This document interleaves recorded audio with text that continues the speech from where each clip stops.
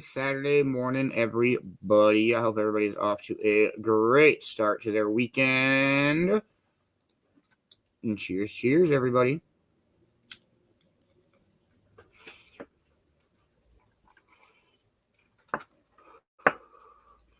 Good morning, Brother Boxman. How are you? I hope you were having a dope Saturday morning. Good morning, Mama Roo. Countdown is officially on. I think 24 hours-ish or so, depending on, but you know what I mean. Hope you're having a wonderful morning. I liked this. I thought this was funny. Good morning, Gary. I hope you're having a wonderful morning. And then go back to bed. It's Saturday. We are chilling at Chicago O'Hare today. Nice sunrise. We'll play. I've been digging the 70s, 80s jazz, Japanese jazz fusion. It's so fucking good. Cheers, everybody.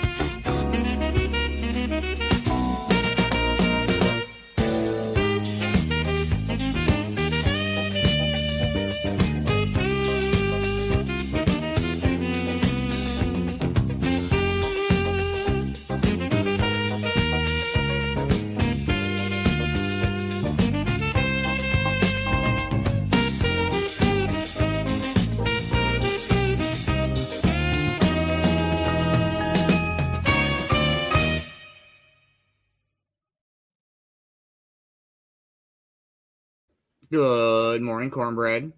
Good morning, Beanz. Good morning. Good morning, everybody in the comments. Good morning, Mama Roo. How's your morning going so far?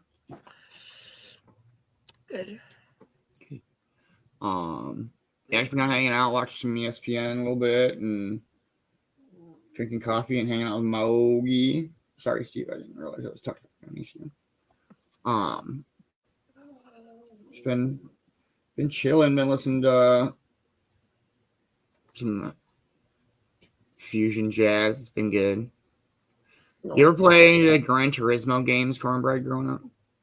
The what? Gran Turismo, they were racing games. No. Okay, that's where that was my first experience with Japanese jazz fusion music. That is all that is the entire Gran Turismo soundtrack. Gran Turismo 1, 2, 3, and 4. It's all just super heavy 70s, 80s, 90s jazz, Japanese funk fusion. It's so good. What's everybody got planned for their day? It is college game day. I'm excited for that. So watch some college football, dodgeball day in the Cove. Yeah. That was a nice car. Choose your own adventure tonight. We got this day in history coming up here. We'll have our morning speaker. Other than that, we're just gonna be chilling and jamming to some tunes. We're on to a new bong today. On to a new bong? Bong, yeah. Why? Bad or good? I broke mine last night. Oh, yeah, that's right. Usually people don't switch bongs. I mean, yeah, that's why I mean, like just because or because? No, I broke it last night. That's so sad. How bad? Oh, it's not fixable. AKA shattered? It shattered. This piece came right off. Damn. It's the same bong, but different color. It's your yellow one. Yeah. Yep. This is the red one. Yep. And I don't know why I always thought that was your it was the banana bong because I never have said that, but that's why I always picture it because it's the yellow. I like it. I fucking loved it. So I was like, So oh, look, well, we have another one. It's definitely not savable. Damn. You broke it? I did. Huh? I did. You broke your other one? Yeah. Wow. Yeah. Okay, it's a good thing you got 15 minutes. That's the shitty thing about concrete floors, like myself and yourself have. Oh no! If something goes down, it didn't break on the concrete floor. Well, even like a rug or something, there's not a whole lot of cushioning underneath that. I broke it in the sink. Oh well, metal still. Yep. Yeah, especially when it's wet. Fucking yeah. I was cleaning it and everything, and my hands were slippery, and boop. See what happens when you clean things? Yeah. And Ryan's like, well, it's a good thing that you got so many other bongs. I was like, I mean, true. Yeah, that's true. Very true. Yeah, I'm very, very paranoid about my pieces because it's all solid ass concrete underneath me. And so I've it won't end well on the floor. I can still show you.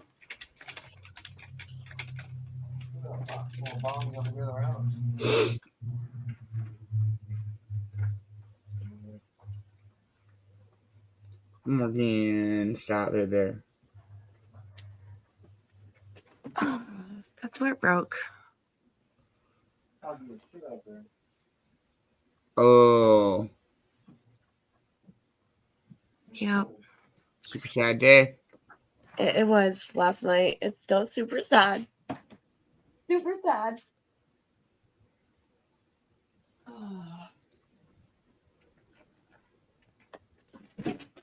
Man. We are 2 minutes out from 420. Cornbread, do you want to pick us a 420 song? Sure. All right, we won't play Music Minesweeper yet. I'll explain that to you after 420. But 1 through 29. 16.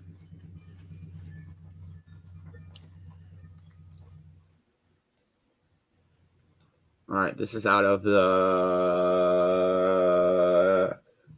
Japanese lo-fi hip-hop. Okay. You crunch berry, your black cherry crunch berries. Yep. Nice. I don't mind this Pablo Escobar, but man, the animal cookies is really good. But I'm gonna try this lemon cherry popper after this is done. I have just probably a little bit left of it, and then I can start smoking my other. Well,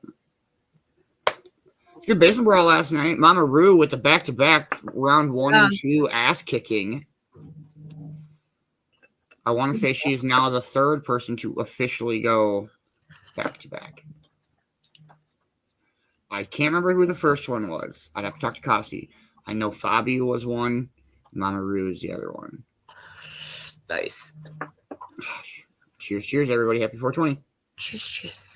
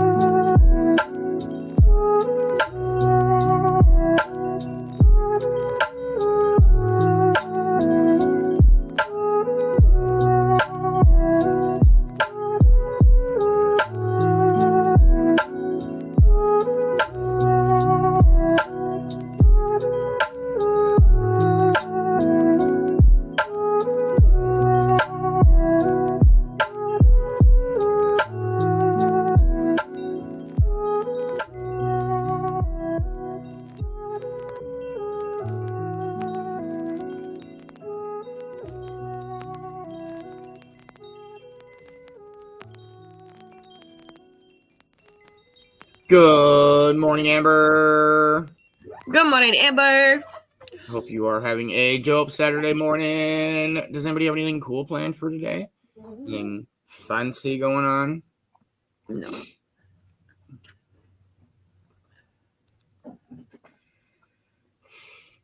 Other than hang out and work on a few things and nothing too crazy. Some good college football games today. Florida's going to get their asses kicked by Miami, I'm betting. It's chilly today. It's 42. Yeah, it's just chilly. It is 59 here. Yeah, it's been chilly. I had chili last night for supper. Not the same.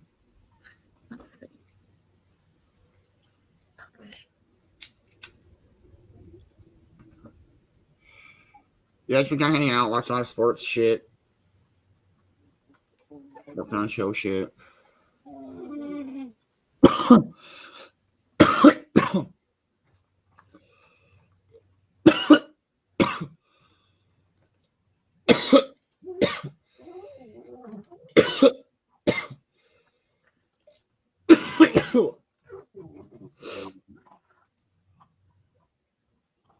Ooh.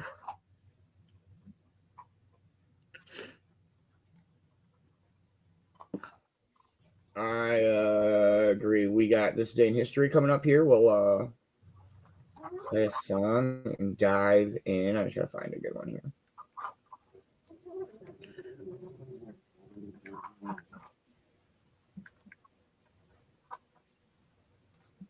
I'll do this one.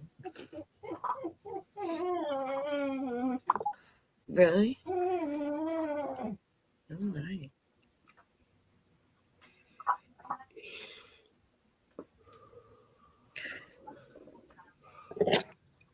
It's loading.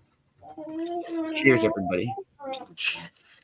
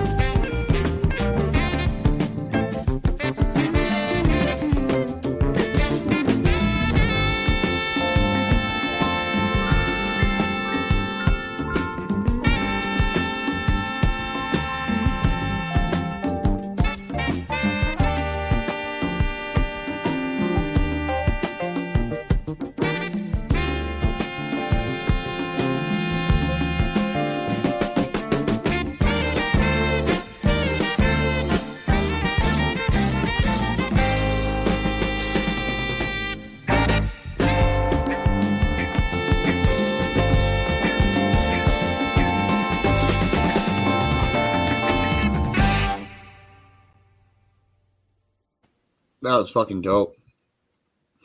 Good morning, Yvonne. Good morning, Kay. Good morning, Brother Bill. I hope you guys are having a wonderful Saturday morning. We got this day in history coming up. Let's go.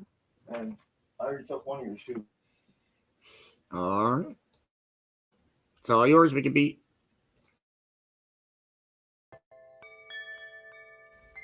Welcome to the weekend. We'll have a rerun today, and I'll add a quote. So grab your favorite cuppa, settle in, and let's see what we have.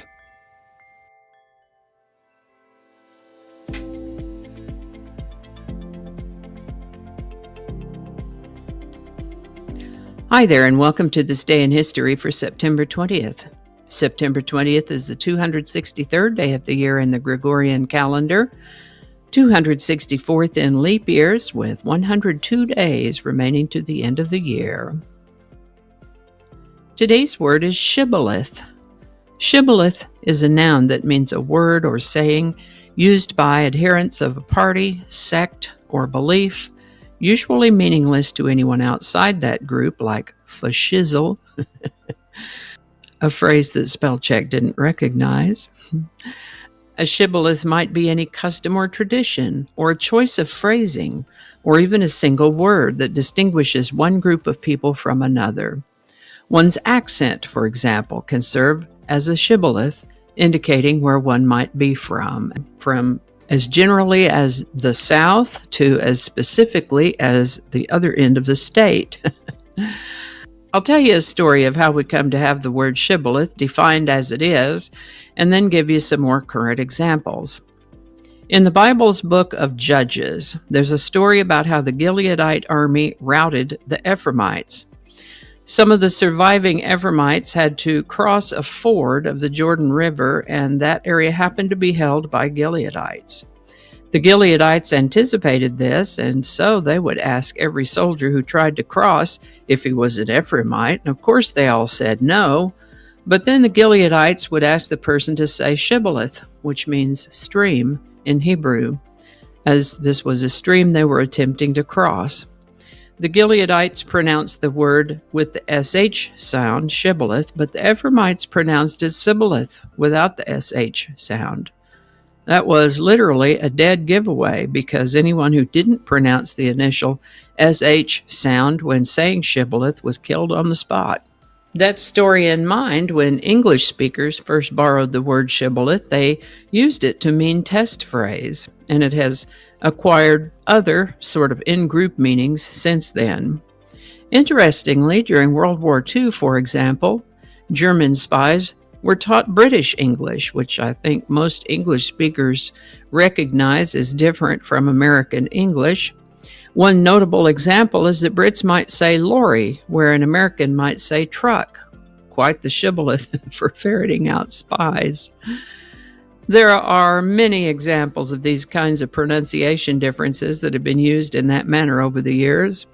And I almost forgot to tell you about how some folks like to name drop fancy, expensive places they go to passively signal their wealth and status, like that time the guy took a call in the waiting room at the vet's office to talk about a vacation he was planning to an exclusive, expensive location. He was casting a shibboleth.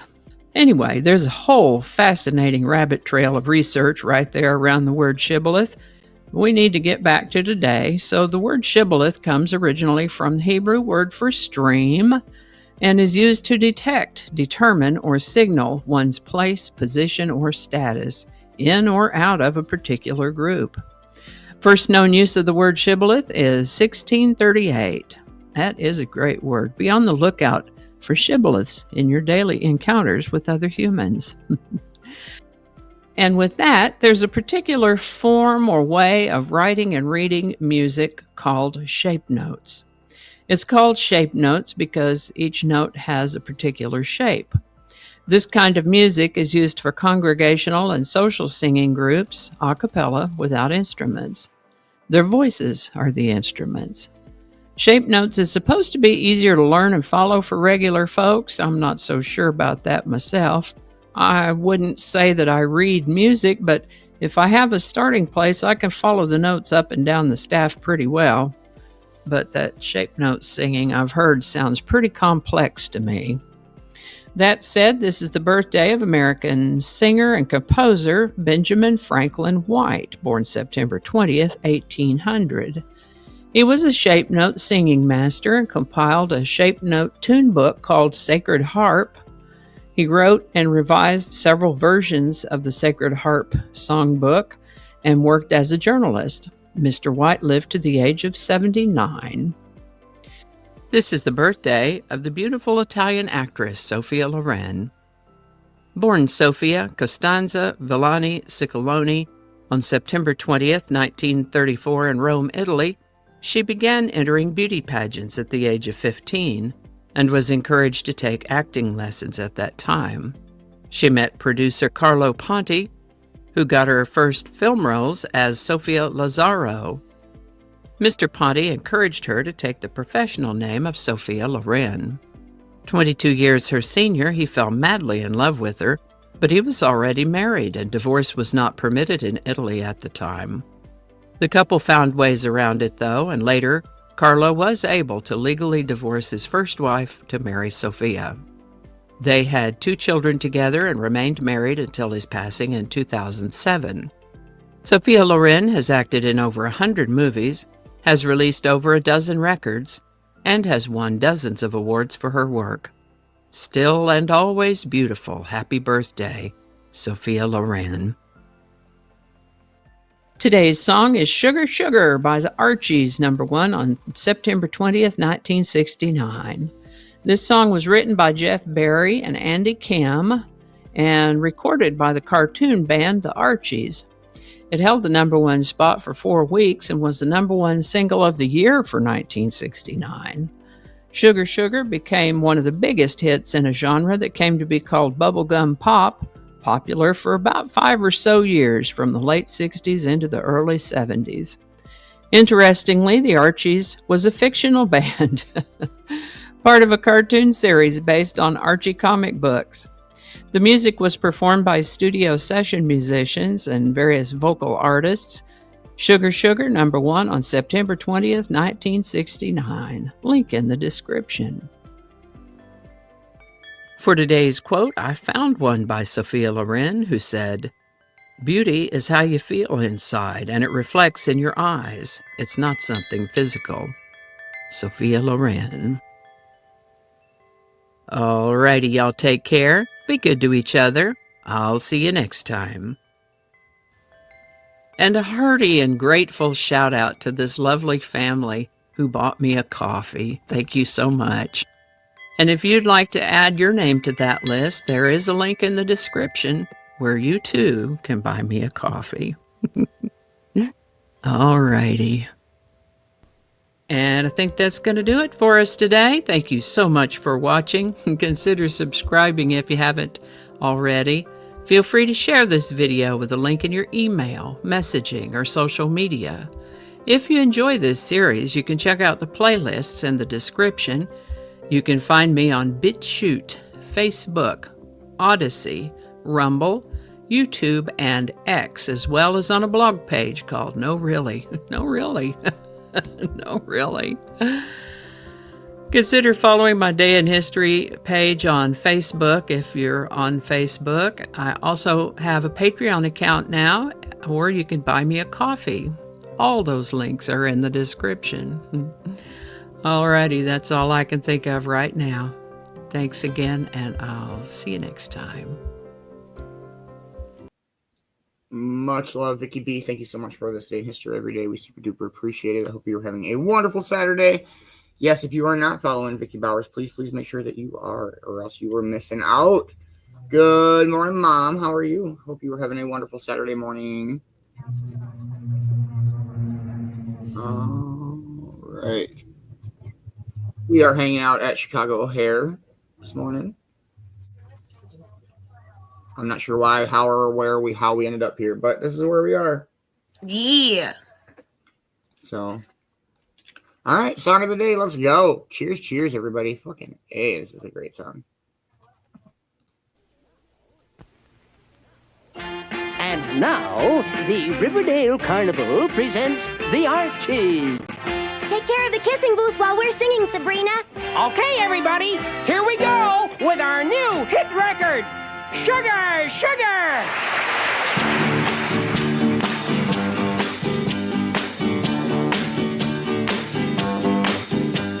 Sugar,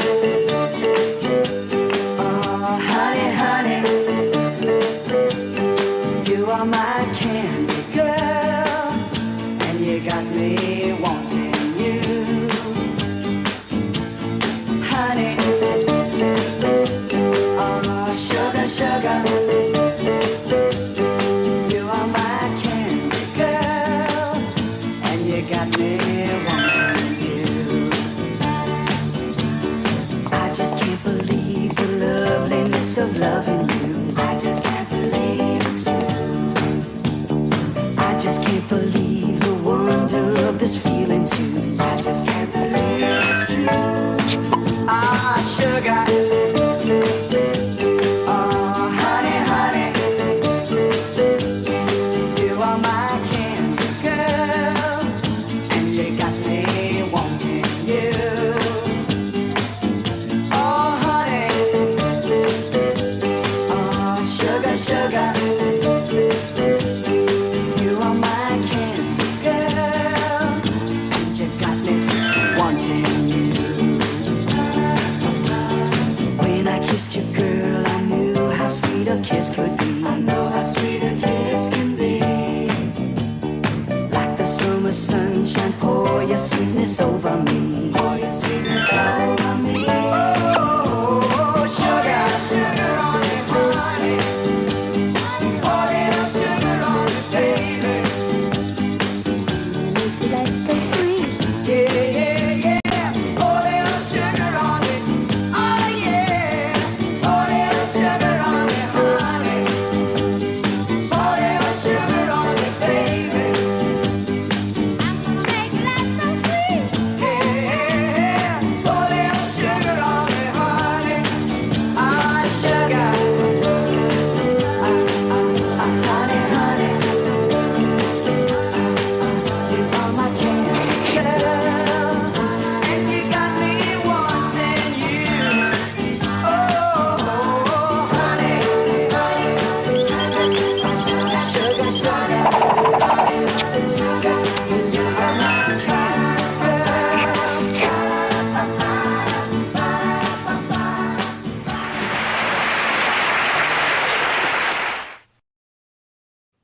You know what that song reminds me of, and I don't know why. I mean, What? the movie Now and Then with Rosie O'Donnell. Oh my god. So I've only seen that movie once when I was like fucking 7. And for some reason, I'll never forget that stupid scene of them riding their stupid bikes, that stupid song. Just because you know exactly what scene I'm talking about. It's right around the scene of them swimming. But I don't know why, but every time I hear that song, that fucking scene comes into my head. And I've only seen that movie maybe twice, but maybe. But I don't even understand, like, I don't know if I can remember what that movie is about. I just remember that it has Rosie O'Donnell in it. And I remember, like, it's a story about older women talking about, it's all a bunch of flashbacks. Am I on the right page, Cornbread?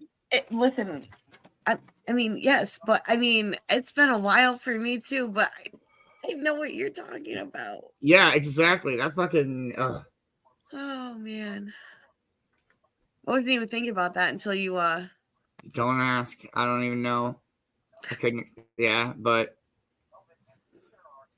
my mind works in flashes of bullshit. It's a good movie. Yeah, I don't know. Magic. Can you do a movie review? No, man. I'm always adding movies to his list because, like, I love the movie reviews, but like, I am dog shit at doing movie reviews. So it's like, I don't want to fucking do the movie review on it, but I want to watch you do the movie review on it because you do really good movie reviews. Yvonne's like, I've seen it multiple times. There we go. Hey. There we go. Do I know what I'm talking about, or do I not? I mean, truly, I wouldn't be surprised if I'm fucking super wrong, because, like, but I do know that one scene for sure. I couldn't even tell you who the fuck else is in that movie. I couldn't either. I just remember Rosie O'Donnell's in that movie. Yes. That's the only thing I was like, when you said that, and I Didn't was she like, kind of yeah. fade off into? Didn't she kind of fade into existence? Like I mean, I don't know. There was I know she was super controversial there for a while, but like I just haven't heard her name in for fucking years. Yeah. Yeah. I mean, I don't know what happened with that whole scenario, like why she doesn't do anything.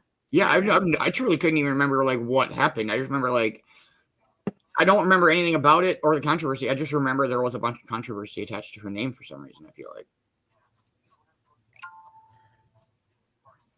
Yeah, there we go. Okay, so it's not about like. Okay, now I'm thinking of a similar movie. I feel like, but it's like they're remembering like one of their friends died. Huh. I don't remember. Maybe is that No, I don't know what I'm talking about.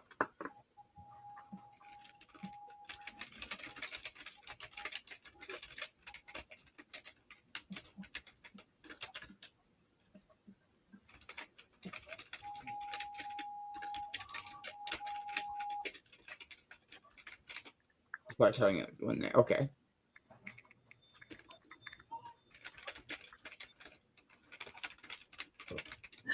It's them telling it when they're older. So I thought I was like, I remember like them sit. Yeah, it's a huge flashback movie. Yep. And then bunch of little asshole boys always picking on them. Yeah. Okay, there we go. Huge flashback movie. Okay. You know, the sad thing about being a stoner is like every time a white like SUV drives by, I'm like, that's a cop, and it's not even a cop. I'm like, oh, never mind. But I'm just like right away, I'm like, that's a cop. That's a cop. Me too now. Me too, Yvonne. There you go, Cornbread. You got your next movie review movie. It's been a while. Intuitive and very. Oops. Yeah, I feel like my sister watched the shit out of it. My mom probably watched it a lot too. But like I was the youngest, so I was the last one to get the remote. So I watched a lot of like I credit my sister with introducing me to like Gilmore Girls, Seventh Heaven, Dawson's Creek, Buffy, Supernatural, Charmed, all those shows. Because like my oldest brother would get the remote, but if he wasn't there, then Justin would get the remote. If he wasn't there, then Ash would get the remote. If Ash wasn't there, then I would get the remote. Oh You my know, god. Now Steve John and Fairly Odd Parents and Sweet Life on a fucking Zach and Cody. Good morning, Mindy. Come on, Mindy. I hope you are having a wonderful morning. Okay, now looking this movie up. Thanks, Beanz. Yeah, absolutely. What we got? Oh my god, we got Rita Wilson's in it. I don't know who that is. It sounds like that's somebody I would know. Like on a, like I feel like she's like a local person though. Like, hey, you remember Rita Wilson came in the gas station the other day? I'm like, man, like she is let herself in. I don't know. And then of course Rosie O'Donnell, and then Demi Moore's in it. No shit. Yeah. Are you on IMDb? No, I'm on Google. Oh, okay. Melanie Griffith, Ashley Aston Moore, Gabby Hoffman, Thora Birch, and Christina, I think it's Ricci. It's spelled R-I-C-C-I. That might be Richie. Yeah, Ricci. I don't know. But there are a couple of names I recognize in there, but I didn't realize Demi Moore was in it until I now. have fucking no clue. And Rita Wilson. I mean, I know who Rita Wilson is, so. Would you when did that movie come out? 1995. Okay. Would you consider that to be like a chick flick? I don't know. I don't know. So do you know the movie Pitch Perfect? Yeah, yes.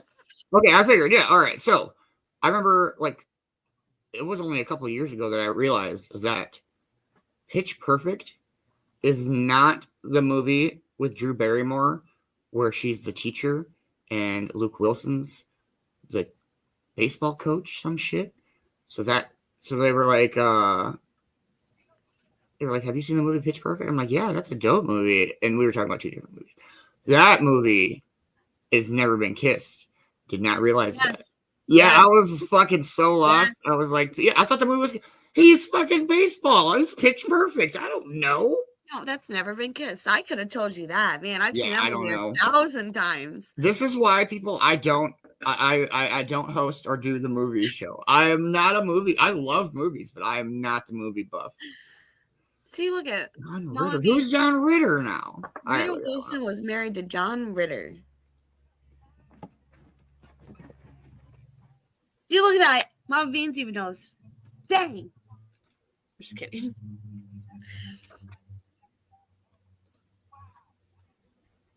I don't know if Magic's sleep. I think Magic's off this morning, so he's probably sleeping in. Oh, yeah, for sure. Oh shit! John Ritter was the original actor in Sling Blade in 1966, and he's fucking in Clifford. Oh. He's the voice of Clifford, I think. Oh, snap. He does. Oh shit! He's in King of the Hill. He's in Clifford. 8 Simple Rule. Yeah, he's got to be like. He is the voice of Clifford. Yeah, Magic, we need some morning reviews, bro. Three's Company. Yeah, he is old. Yep. 1976 84, 170. Dang. Dang. He was in Bad Santa. Oh shit. Okay. He looks familiar. Nope, never mind. That was the picture of somebody else. Why are you showing me pictures Oh my of other God. people? Now okay, never mind. I know who Mama Beanz is talking about now. He is super familiar. No clue. Okay, that picture that one looks familiar.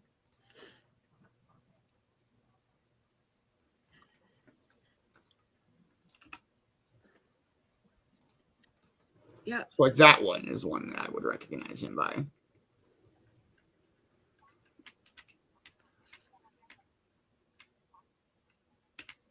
No clue. Fucking no idea who this dude is. Now I yes. Okay. I mean, it seems like I've seen him in a couple of things, maybe, but like, no fucking clue. Oh, Is that him? That's him. Okay, now he looks familiar. yeah. Okay, yep. He don't even look the same as he did when he was younger. No. Okay, yeah, dude's fucking funny. Yes.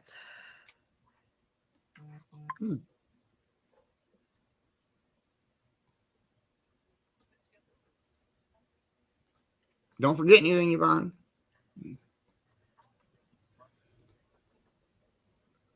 Well, the more you know. I fucking no clue. He was in it. What? How come I didn't realize that?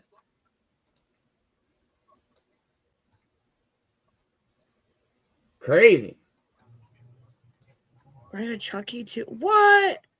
Oh, wow. How come I didn't realize all this? Until now. Dang. All right, Cornbread, are you ready for some music Minesweeper? You remember the game Minesweeper? I mean, The game Minesweeper on computer? You click and hopefully you don't hit a mine. oh yeah. All right, so you got 88 songs, and some of these are like 40 minutes long. And so like basically Don't Hit a Mine, which is a 40-minute long song. Oh shit. 1 through 88. 24. Ooh. So far, so good. We do have our morning speaker coming up. We'll have a sports-themed morning speaker because it is dodgeball day, the start of week 6, season 6. Let's go.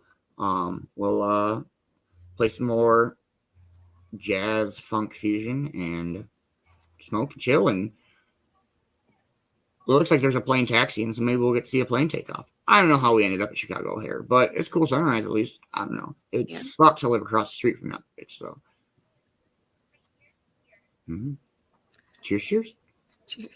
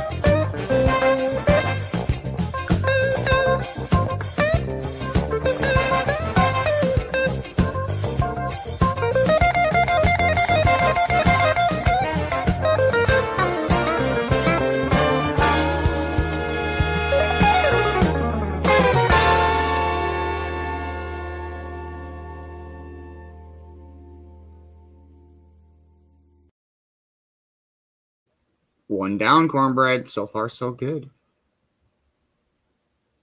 Oh, man.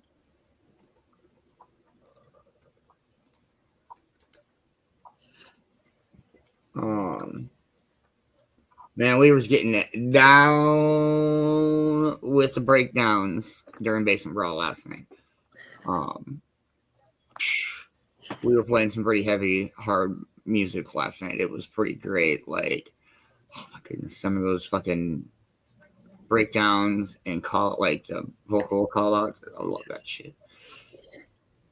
One of my favorite ones is still they just go arf arf. They just bark like dogs, and then it's just sickening guitar and drum break. It's so amazing. Hey, good morning, James. Thank you. I hope you're having a wonderful Saturday morning. Cheers, brother.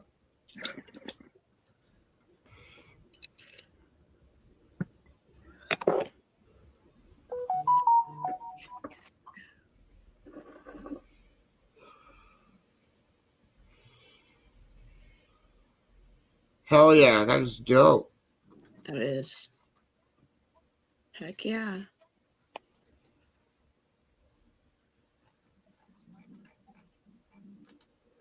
All right, what else do we got here?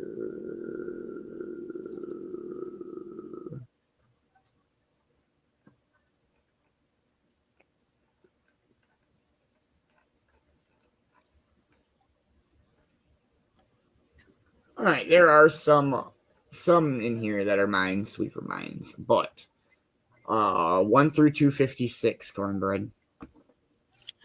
Oh, man. 86. Ooh, 2 for 2. We'll play a song and dive into our morning speaker. We got a good one lined up for this morning. Yes. Oh. Yeah, Ocean, done it once or twice. Yep. Lake Beach, it's been a year or two. We'll play a song and dive into our morning speaker. Hope everybody's having a dope morning. Cheers, everybody. Let's go.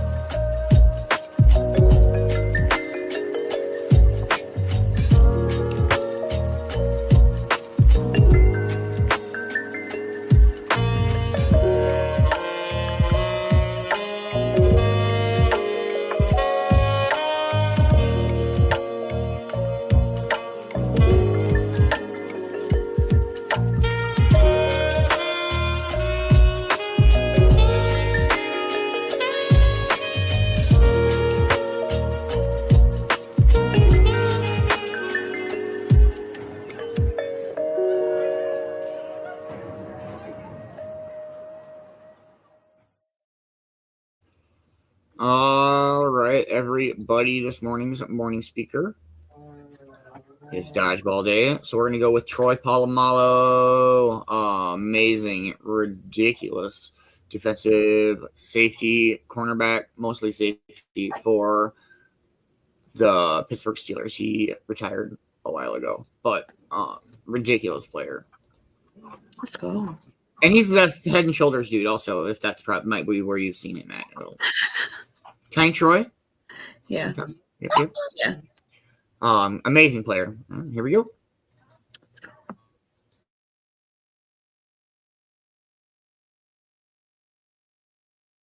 Yeah, Troy, Joe Rutter with the Pittsburgh Trib. What's this mean to you, having so many other Steelers representation there this weekend among both classes, and do you expect to see a lot of fans there as well? It means everything to me. More significantly for me, I think in particular because it what helps define my career. I've been surrounded by a lot of Hall of Fame people in my life. Obviously being drafted by a Hall of Fame coach, having played with already 2 Hall of Fame football players, and having them as teammates, one of them being my locker partner. So to me, it's a indication really of my career, as well as that I've been surrounded by, throughout all periods of my life, Hall of Fame people. And I've been very grateful for that.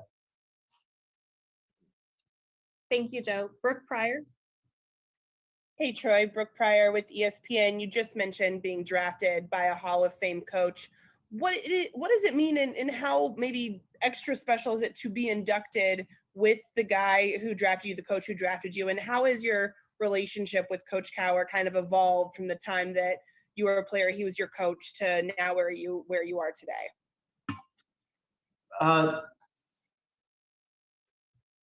So I think naturally relationships evolve, in particular, especially being drafted as a 21-year-old.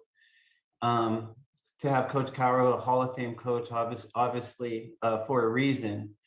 But I think for my case, in a particular reason, because he helped develop me and helped me as I matured into adulthood, and really played a big father role figure in my life, much like Coach LeBeau as well. And really to have that confidence instilled in you by a Hall of Fame coach. But I think not only in particular to that, though, is that he's also from Pittsburgh, and he really embodies that blue collar mentality as well. So to not only have that sort of influence,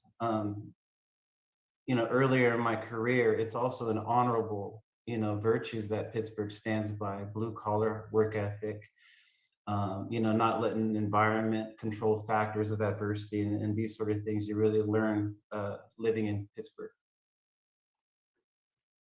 Thank you, Brooke. Mark Cabley. Hey, Troy, how are you? Hey, what's up, Mark? How are you doing? Pretty good, pretty good. My question's about your rookie season. You came in and didn't play right away. I'm just wondering if you have any thoughts of how difficult that was to go straight from college to that rookie season and not play a lot. And did you ever question yourself early on in the process there? For sure. Naturally, I think you question yourself. In fact, I almost would say my rookie season was similar to my freshman season. And what I'm learning now is that my freshman season is very similar to a lot of football players. So, that rookie season, you go through a lot of doubts. You're obviously, away from the college and the protection of coaches and college system, and you really start your venture into adulthood. But that rookie season for me was also where I started to question my purpose, I guess, and whether or not football was for me or not, because my rookie season was not enjoyable, nor was it very successful at all. So it actually, at that post rookie season, is where I kind of, had a real conversation with myself that was like, listen, man, either you're going to go all in on this or all out, because if you're not all in on this, then there may not be a career. So for me, that rookie season was extremely humbling, humiliating, but yet much needed in my life, not only as a football player, but just as a person, as a husband, as a father, and I'm appreciative of that adversity. Thank you, Mark. Albie Oxenrider. Hello, Troy. Hello, Albie.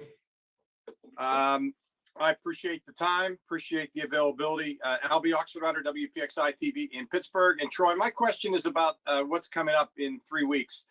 You've had a lot of time to think about it, particularly this go round. You've had even more time to think about it. What do you think is the overriding emotion for you right now? Are you nervous? Are you anxious? Are you excited? Are you proud? What's going through your mind with the induction coming on fast? Definitely nervous. Good morning, Autoflower Addict. Good morning, Autoflower Addict. Hope you're having a dope morning, man. We're just hanging out listening to our Cove-TV morning speaker this morning. It is Troy Palomalo. I hope everybody's having a wonderful Saturday morning. We're hanging out at Chicago O'Hare. Here we go.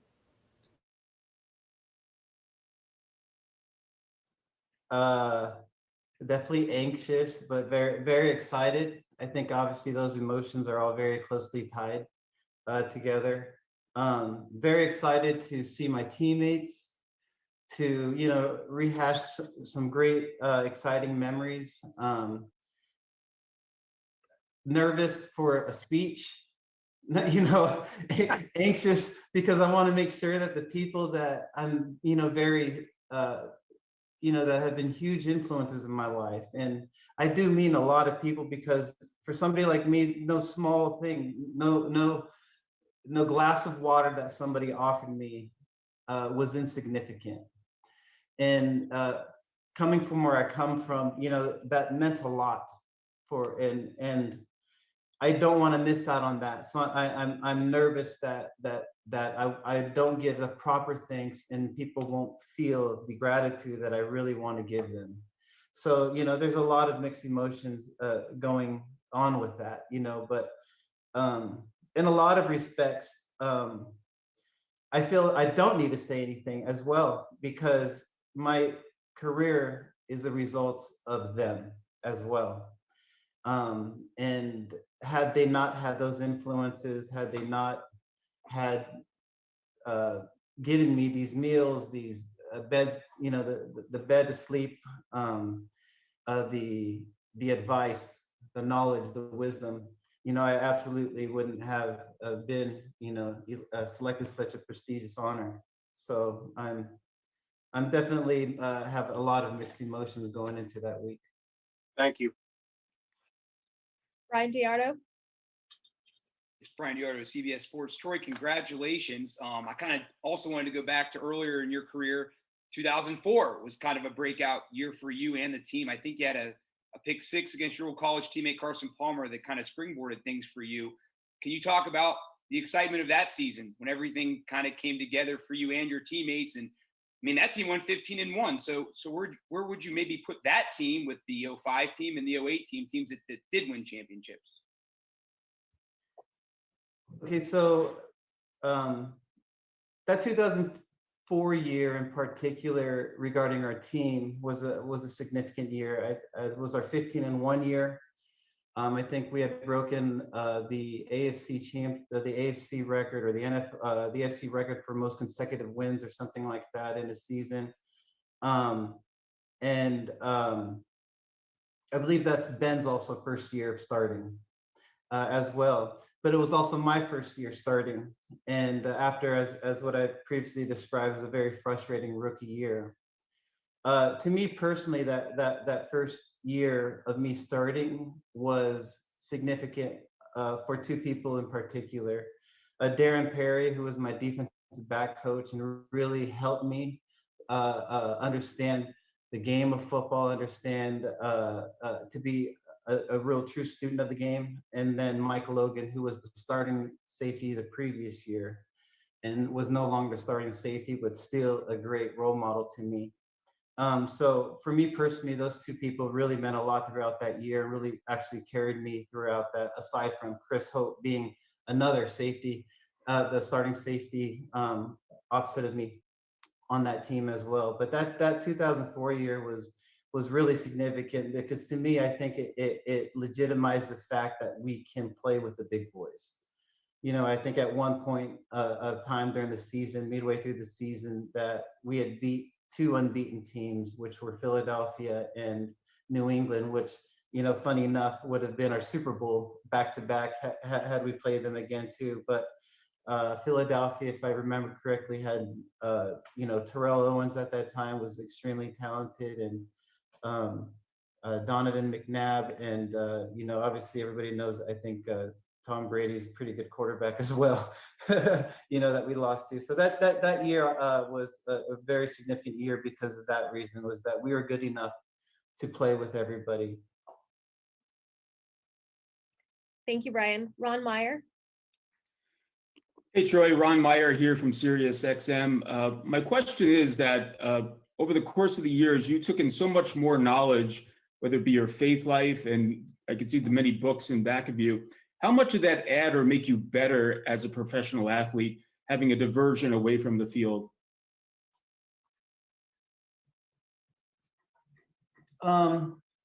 So, you know, I don't know if necessarily knowledge accrued outside of football is a diversion away from the field, as much as, to me, it's just accruing knowledge as a part of life, and maybe football being a part of that as well. So I guess to answer your question, it was more or less about trying to balance of where football belonged in my life. I guess I realized at a very young age that football wasn't going to be a part of my life, my whole life, you know, be my whole life, my entire life. So I really wanted to balance that. Faith is something that was very important to me at a very young age. And that, without a doubt, is what balanced that for me. Thank you. Mel. Hi, Troy. Mel with the 216 Sports Network. First off, it's an honor. I have a serious question. My wife is Samoan, and my children, my nephews, as you can see, are Samoan as well. So what advice would you give them or any other young child about, you know, being where you want to be and succeeding as far as, you know, being a player and, you know, whatever sport you choose?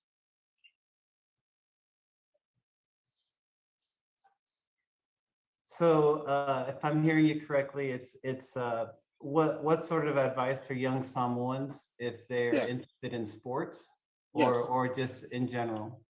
In general, sports doesn't matter. Yeah. Well, first of all, I definitely recommend sports, but I would recommend a lot of sports. In fact, any sport that they can possibly play. I would also recommend martial arts. School, I think, is understandable. It's a given. So for me, I would say that, you know, find as many influences of different sports, different. Troy, I think you got muted. How's that? There. Thank Okay. you. So it's not only to play different sports, but and to find different subjects, music, and do all these different things, but also learn how to master what's in front of you. To me, I've always believed, you know, you can't master anything big until you master the small things. So to me, it's not just generally speaking, obviously for the Samoan youth, but just generally speaking for youth in general, is find your interests, but, you know, find diversity in grasping knowledge from different sports and different subjects, but then, you know, try to master what's also in front of you in the small details. Thank you, Troy. Jim Wexel. Okay. Am I good? We good yet? Hey, Jim, how you doing? Oh, you just muted yourself again, Jim. All right, there we go. You there, Troy? How you doing, Jim? Good, all right. I hope the family's good. We're well, thank God. Thank you. Good. And you know that beard's gonna turn all white soon. Yeah. You know, I just want a quick one. Are you gonna come back to Heinz Field for the Hall of Honor? This Good morning, Brother Scott.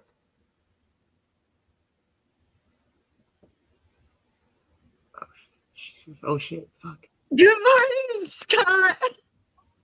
Hope you're having a wonderful morning, brother. We were just hanging out listening to our morning speaker. It is Troy Palmalo this morning. Here we go. Yeah, God willing, this season, my family and I will be able to make it back to Pittsburgh for a couple games at least. Yeah. Cool. Thanks. Jeff Hathorn. Jeff Hathorn with KDK Radio in Pittsburgh. Troy, congratulations. Thank you. Why do you think you were so popular with Steeler fans? And what did that relationship with the fans mean to you? I'm not sure about the popularity, of why certain, I can tell you why I'm a fan of certain athletes, but in terms of what Pittsburgh means to me, I'm sorry, was that the second part of your question? Correct. Yes. What the Pittsburgh fans meant to you? So it's tough to separate Pittsburgh fans from the city of Pittsburgh. I think anybody that grows up in Pittsburgh understands that if you're in Pittsburgh and you're not a Steelers fan, you're not from Pittsburgh. You're just kind of like a passerby. So it's kind of hard to separate the two. But Pittsburgh to me is home. That's really the best way that I can explain it, because I've lived there longer than I've lived anywhere in my life. It served as one of the most significant places in my life. It's where I grew. It's where I was, where my wife and I were married. It's where I learned about spirituality. It's where I became Greek Orthodox as well. So there's so much about Pittsburgh. It's home. It's really the only way that I can explain it to me. So I don't feel so much of a connection as much as a sports town hero or any of these sort of things, as much as I'm just another member of a community there. Thank you, Jeff. Brian Batko. Yeah, Troy, this is Brian Batko from the Pittsburgh Post-Gazette here.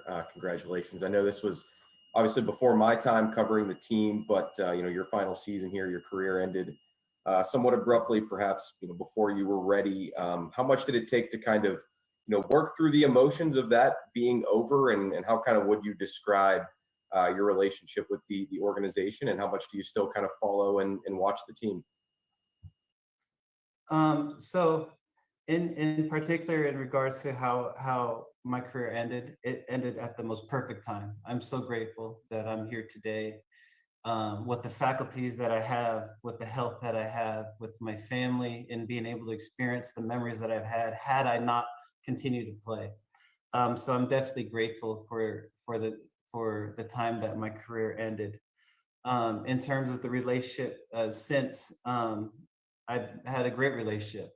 To be honest, I went out to dinner several times with Mr. Rooney whenever they come out to LA and Mrs. Rooney. So I'm still close with the family and many of the owners. I don't make it out to Pittsburgh much because my kids are deeply involved in sports. And so my relationship with the organization has been great. In terms of how much I follow the organization, that I haven't done a very good job of. And that's where I actually rely heavily upon, teammates like Ike and Ryan, who are still really, tied to the game, and say, hey, is this guy as good as they say he is? It's like, oh yeah, he's legit. So I stay pretty loosely tied like that. And our group chats are pretty interesting as well. So that's kind of been my, I guess, to summarize the relationship of my career with football since retirement, a life with football since retirement. Thank you, Brian. We have time for a few more questions. Mike Moore. Hey Troy, how you doing, man? Congratulations on everything. Hey, thank you. Man, I got a question about it's one particular game, man. It's kind of amazing me to even to be able to ask you this question and you how what's going on in your mind. It was 2013, and you guys were you were playing the Titans, right? I believe you guys were up 19-3. They were within the ends of scoring. Now you physically jumped before the ball was snapped, but did not come in contact with any of the linemen. Jumped over all of them, and then as the ball is being snapped, almost simultaneously, Superman tackled Gary Collins. So in my mind, I'm like, man, did he even know the snap count? Or what was going through your mind that made you jump at that particular time in order to make that play?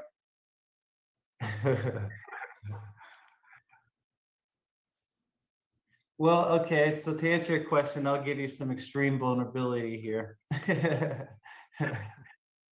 What's funny is they were in a hurry huddle. And we had called a cover two, which was a cover two, you know, on like the 2-yard line, was pretty much just man to man with the corners. I'm not going to be deep half over the corner. So then I also thought to myself that had I did jump off sides, you know, what's first and, you know, go from the 2 versus first and goal from the 1, it's not going to be that much different as well. So I kind of, I guess, took a calculated risk there. And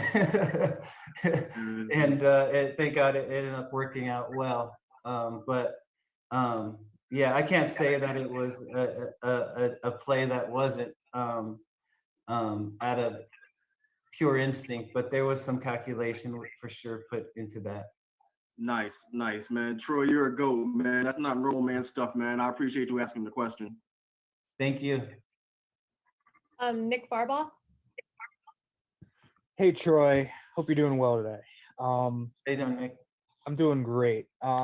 So you know, after Bill Cowher retired after the 2006 season, you obviously had another really young coach in Mike Tomlin come in.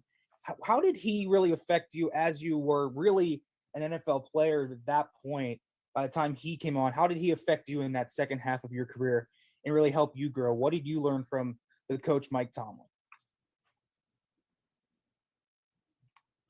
So to me, the reason why Coach Tomlin was significant to me in particular, or in terms of the team, because I think there are almost two different things, to be honest, and it's interesting.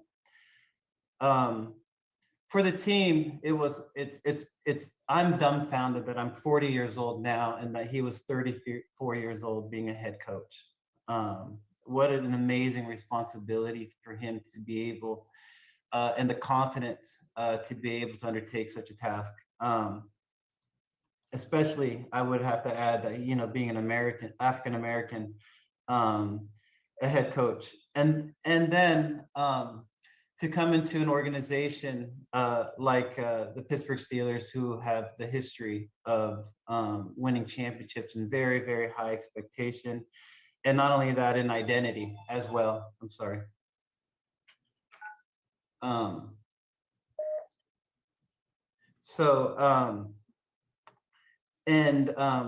To me, I thought it was really great to see how he was able to really enforce his way. Even though I mean, there were several players that were older than him, but definitely players that had already figured out a way to have success. And for him to mold that into his own identity, you know, not having the experience of being a head coach, to me was very special and significant. Personally, for me and him to interact, is he allowed me to be me. You know, it's funny he would always joke around. It's like, man, you football players from Southern California, I always have something different about you guys. There's something going on about you Trojans. But for Coach Tomlin, it was very special for him because in a lot of ways he was the same, another father figure to me, but he allowed me to be me. And that was very special to me. He allowed me to miss certain things because I wanted to go to church, because Easter, like he let me really value the things that I valued outside of football, and to me that was what makes him very special. So in both ways, to me, he was and is a future Hall of Fame coach. Thanks, Troy. Congrats. Thank you. We have one last question from Elise Robinson. Hi, Troy. Congratulations. I am Elise from Sports and Culture. So my question, real quick, just of your 12 seasons, which one was your best and your favorite, and why? Oh wow.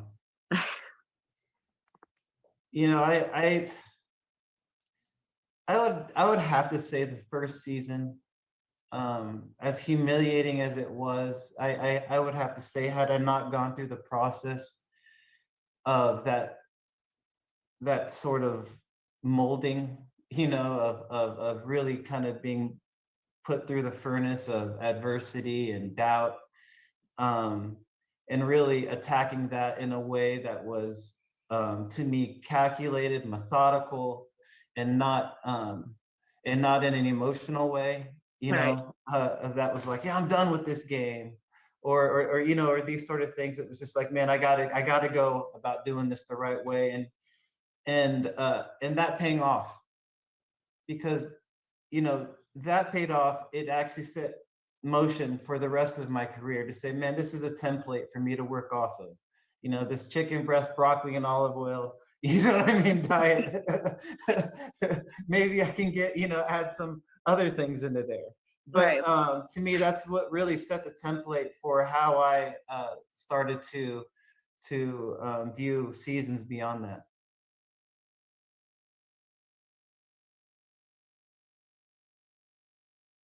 Let's fucking go. Troy Polamalu is ridiculous. Or as you may have seen him in the Head and Shoulders commercials, Tiny Troy.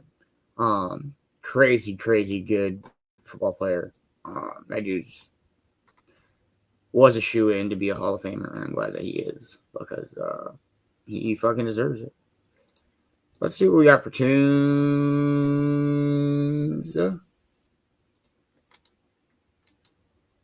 We'll go with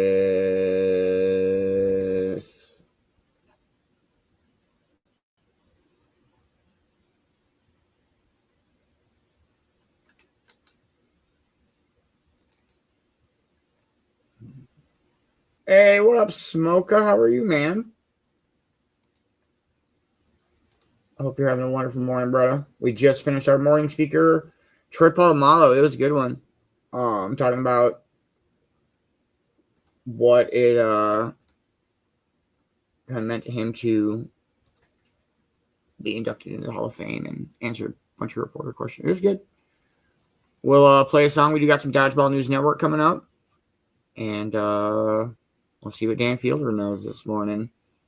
Hope everybody's having a dope Saturday. We are hanging out in Chicago, way above all the bullshit down there. Cheers, everybody.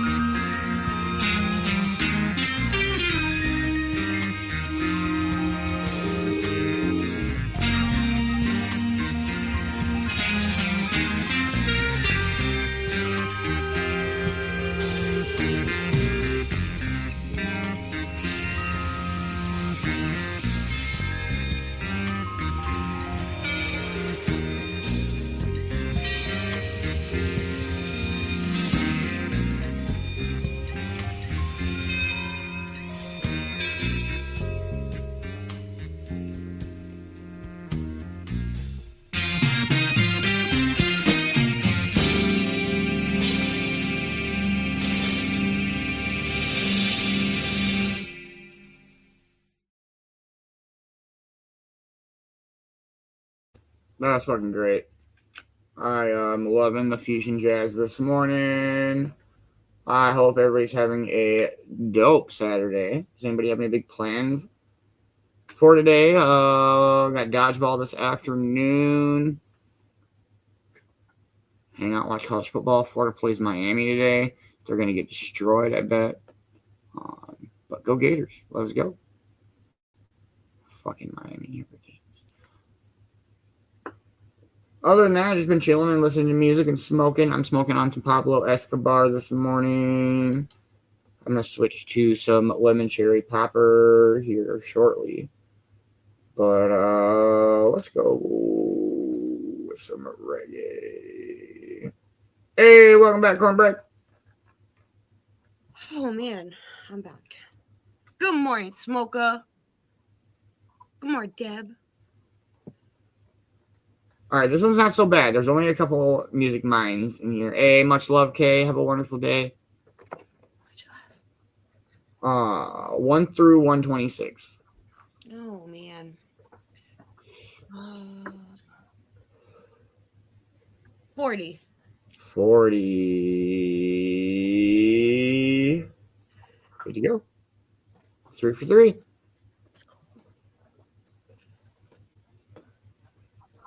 We'll play a song and dive into some Dodgeball News Network. It's loading. Cheers, everybody.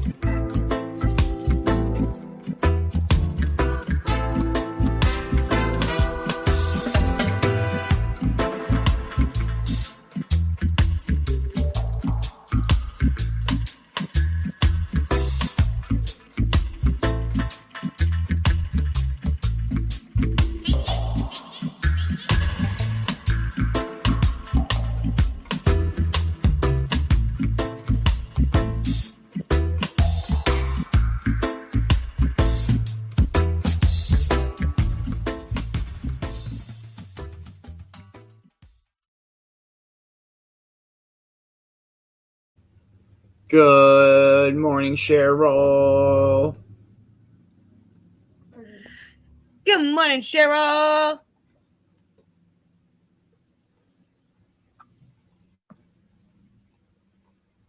Oh, man. All right, I fibbed. I'm gonna play one more song and then we'll dodge one.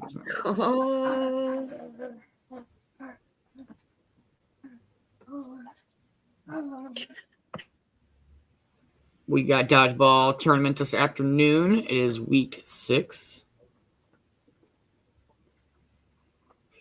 All right, here we go. Cheers, everybody. Cheers.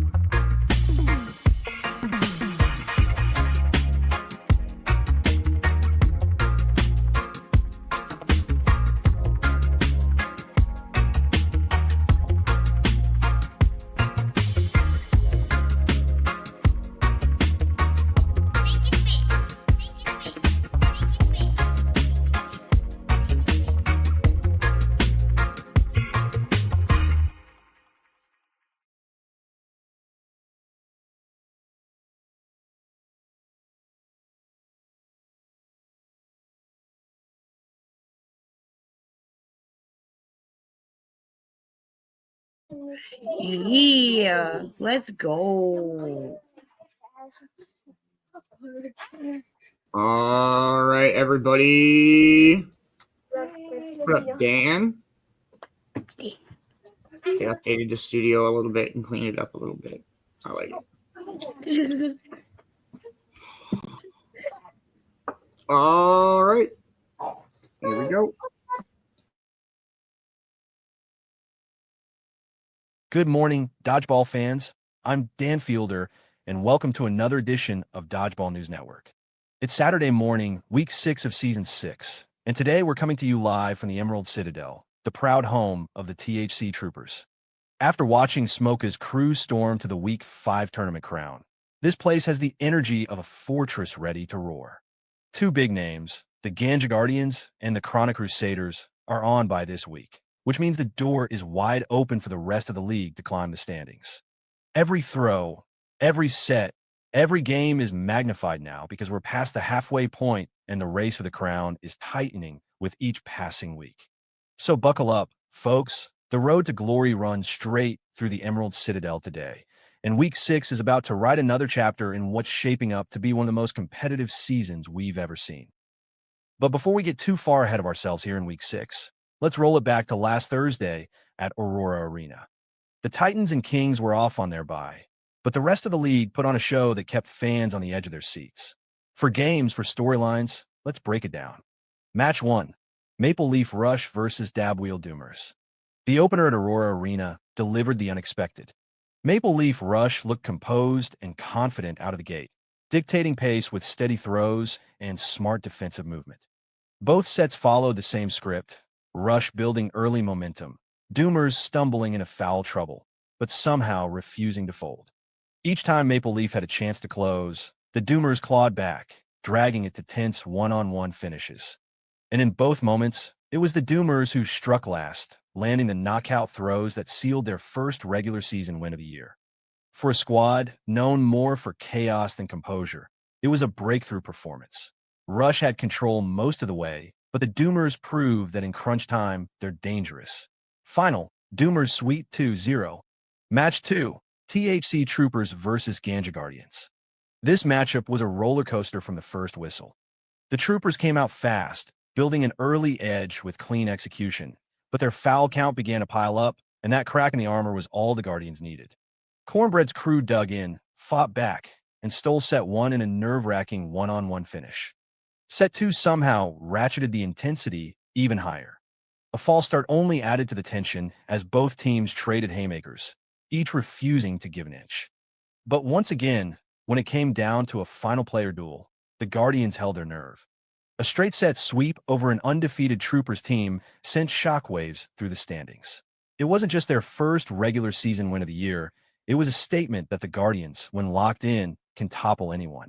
Match 3, Chronic Crusaders versus Blaze Battalion. This one had the feel of a playoff showdown. Blaze Battalion roared out in set 1, throwing heavy and forcing the Crusaders onto the defensive early. Fouls piled up, but Beanz' crew kept pressing and closed out the opener with authority. In set 2, though, Chronic settled in. Coffsee's squad slowed the game, leaned into their grinded-out style, and clawed back point by point until they seized control late. That set the stage for a decisive third, and it was vintage Crusaders. Both teams traded blows, fouls flew on both sides, and the crowd was locked in as it all came down to another one-on-one finish. Once again, Chronic's composure in the clutch was the difference. The Crusaders slammed the door, take the match 2-1, and stay perfect in regular season play. Match 4, Yellow Submariners versus Hash Hitters. The nightcap brought high drama to close the evening. The Submariners came out sharp, establishing leads in both sets with steady execution and patience under pressure. But the Hitters showed why they're never out of fight. In set 1, Ash's squad clawed their way back from a near-loss position, forcing a one-on-one and flipping the result in stunning fashion. Then, in set 2, the script repeated, Submariners building momentum, Hitters refusing to back down, and another comeback capped by a one-on-one finish. It was a sweep on the scoreboard, but it felt like a pair of small miracles. The Hash Hitters showed grit, fire, and the ability to close when it matters most, sending a message that in crunch time, they're as lethal as any team in the league. So that was Thursday night in Aurora Arena. Doomers breaking through, Guardians finding redemption, Crusaders grinding it out, and the Hitters staging the comeback of the week. If week 6 brings half that drama, buckle up, because the Emerald Citadel is about to get loud. And with Thursday's games in the books, the standings have shifted once again. Wins, Losses and medals continue to pile up, and the race for positioning is tighter than ever. Let's take a look at where everyone stands heading into week 6. First place, THC Troopers, 3-1, 1 gold, 3 bronze, 14 points. Smoke's Troopers still stand atop the mountain, even after tasting defeat for the first time in the regular season. Their resume is the most balanced in the league. 3 bronzes for steady consistency, and now a gold medal from the Week 5 tournament that stamped their authority on the year. At 14 points, they've created the first bit of separation in the standings, but the aura of invincibility has cracked. Now the question isn't whether they can win, it's whether they can defend their crown with the rest of the league coming for them. The Citadel has become their fortress, but the Troopers will be tested more than ever in the weeks ahead. Second place, Kodiak Kings, 3-1, 2 silver, 1 bronze, 13 points. Manbear's Kodiak Kings may have been idle last week on their bye, but their presence still looms large. At 3-1 with 2 silvers and a bronze, they've been a model of consistency, rarely flashy, always dangerous, and almost impossible to put away once they've settled in. Their 13 points keep them right on the heels of the Troopers, and their identity as the immovable mountain of Season 6 hasn't changed. Rested and reloaded after the bye, Kodiak will be a measuring stick once again when they return to the court. Third place, Hash Hitters, 2-2, 1 gold, 2 bronze, 11 points. Ash's Hash Hitters have clawed their way into the top 3, and they've done it with grit, aggression, and ice-cold nerves. At 2-2, their record may be even, but a gold and 2 bronzes prove they're one of the league's most reliable medal collectors. Twice now they've stormed back from the brink in one-on-one finishes, flipping games that looked lost into defining wins. The Hitters thrive in chaos, and their opponents know it. If you let them hang around late in a set, odds are they'll find a way to break your heart. Their momentum is real, and their confidence is growing. Fourth place, Ganja Guardians, 1-3, 1 gold, 1 silver, 10 points. Cornbread's Guardians finally broke through with their first regular season win last week, and in doing so reminded the league why they can never be counted out. Their gold medal from Week 1 and a silver from the Week 5 tournament now give them 10 points, enough to put them right back in the thick of the chase. At 1-3, the record still needs work, but the eye test tells a different story. When this squad is locked in, they can beat anyone. Their challenge will be stringing wins together, but their mix of raw talent and resilience makes them one of the league's most dangerous mid-tier threats. Fifth place, Chronic Crusaders, 4-0, 1 bronze, 9 points. Cove-TV's Chronic Crusaders are quietly building one of the season's best stories. At 4-0, they're the only team still unbeaten in regular play, and every victory has come with their signature blend of patience, composure, and clutch one-on-one finishes. Their lone bronze medal keeps their total at 9 points, just outside the medal-heavy tier above them. But make no mistake, this is a team built for the grind. Ironclad Arena has become a proving ground, and with each passing week, the Crusaders look more and more like a squad built to make noise when the postseason comes. Sixth place, Yellow Submariners, 2-2, 1 silver, 2 bronze, 9 points. Amber Submariners sit right at 500, but their medal haul tells the real story. A silver and 2 bronzes give them 9 points, keeping them shoulder to shoulder with the Crusaders in the middle of the table. Yellow thrives on poise. They've already won multiple matches in nail-biting one-on-one finishes, proving they won't blink under pressure. If they can start turning those bronzes into silver or gold, they'll move quickly up the ladder. For now, they remain one of the league's most dangerous middle-tier squads, the kind of team no one wants to see across the court. Seventh place, Blaze Battalion, 1-3, 1 gold, 1 bronze, 8 points. Beanz' battalion are the league's biggest riddle. At 1-3, their record says one thing, but their medals, gold and bronze, say another. When Blaze catches fire, they're unstoppable. When they sputter, they're vulnerable. Consistency has been their missing piece, but the ceiling remains sky high. Their disciplined throws and mid-match adjustments make them lethal when they're dialed in. The question is simple. Can Blaze put it all together week after week, or will their roller coaster ride keep them stuck in the middle tier? Eighth place, Dabwheel Doomers, 1-3, 1 silver, 5 points. The Doomers finally broke through with their first regular season win last Thursday, and the relief was palpable. Known for their chaotic, foul-heavy play, they've always been capable of throwing elite squads off balance. But now they've proven they can finish the job.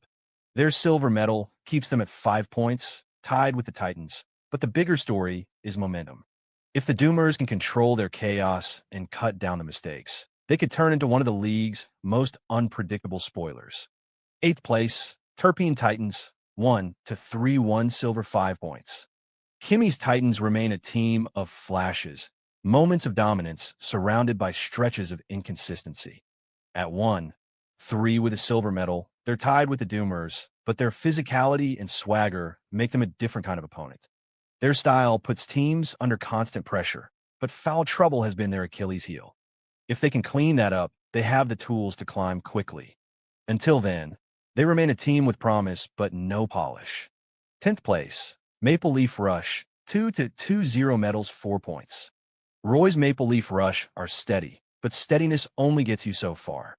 Their 2-2 record proves they can grind out wins in the regular season, but without a single medal, they're stuck with just 4 points and fading in the standings race. Their defense first, patient style frustrates opponents, but until they find a way to turn that into hardware, they'll be trapped on the outside looking in. The Rush are good enough to hang in any set, but good enough isn't the same as great. So that's how the table stands heading into week 6. Troopers still holding the crown, Kings waiting to pounce, hitters and guardians making noise, and the Crusaders quietly building perfection. The middle of the pack is tighter than ever, and one good weekend could flip everything upside down. We'll take a quick break here on Dodgeball News Network, but don't go anywhere. When we return, we'll reveal the quarterfinal matchups for this afternoon's tournament at the Emerald Citadel. Good morning, Roy. How are you, man? I hope you're having a wonderful morning.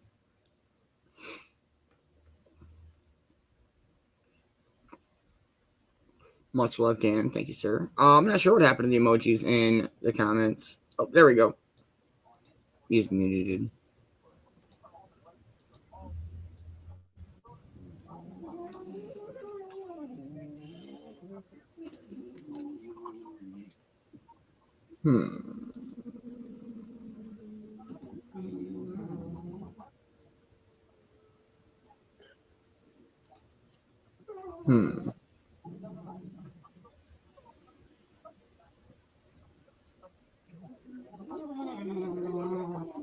We'll play a song, maybe 2, because they're kind of shorter songs. But and then we'll dive into who plays who this afternoon in the quarterfinals.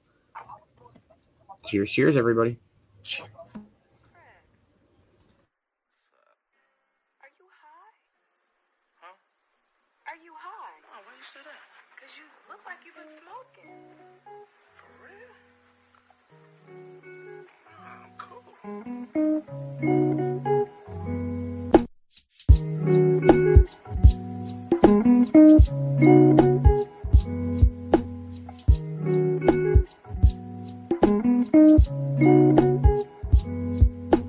Just waking up in the morning, gotta thank God. I don't know, but today seems kinda odd. No walking from the door, no smoke.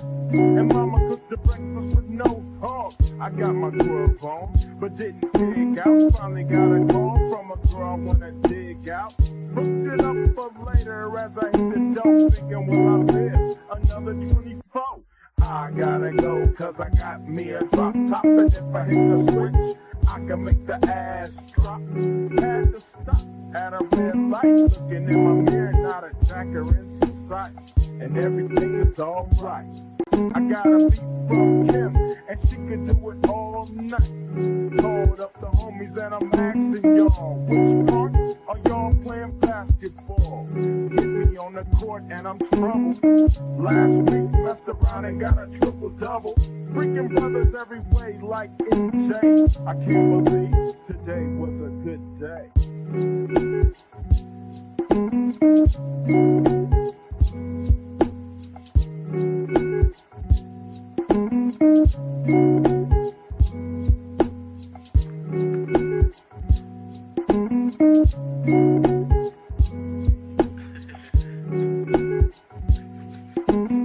I can't believe today was a good day.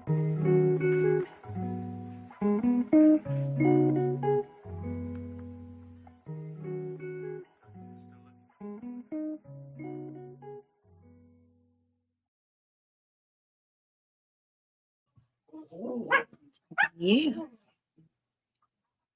That's so good.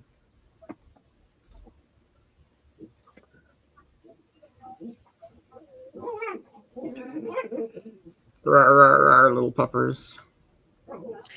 Scooter and Blaze. They're in playful mood today. Saturday, let's go. All right, we'll play another song and back into some dodgeball. Let's go. Cheers. What's taking home so long, son? 50, calm down. Son, pull up. Many men wish death upon me. Blood in my eye, dog, and I can't see. I'm trying to be what I'm destined to be. And niggas trying to take my life away. I put a hole in a nigga for fucking with me. My back on the wall, now you gon' see. Better watch how you talk when you talk about me. Cause I'll come and take your life away. Many men, many men wish death on me, Lord. I don't cry no more. Don't look to the sky no more. Have mercy on me. These pussy niggas put money on my head. Gone, get your refund, motherfucker. I ain't dead. I'm the diamond in the dirt that ain't been found. I'm the underground king, and I ain't been crowned. When I rhyme, something special happen every time. I'm the greatest, something like Ali in this crime. I walk the block with the bundles. I've been knocked on the humble. Swing the ox when I rumble, show your ass with my gun. Gotta tip a nigga, go ahead, lose your head. Turn your back on me, get clapped and lose your leg. I walk around, gun on my waist, chip on my shoulder, top, bust a clip in your face. Posted this beef ain't over. Many men, many men wish death on me, Lord. I don't cry no more. Don't look to the sky no more. Have mercy on me, have mercy on my soul. Somewhere my heart turned cold. Have mercy on many men, many men.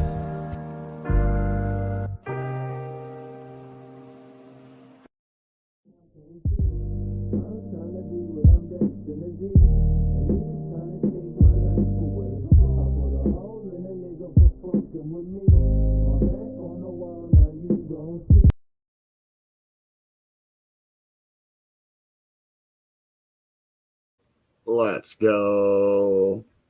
Yeah.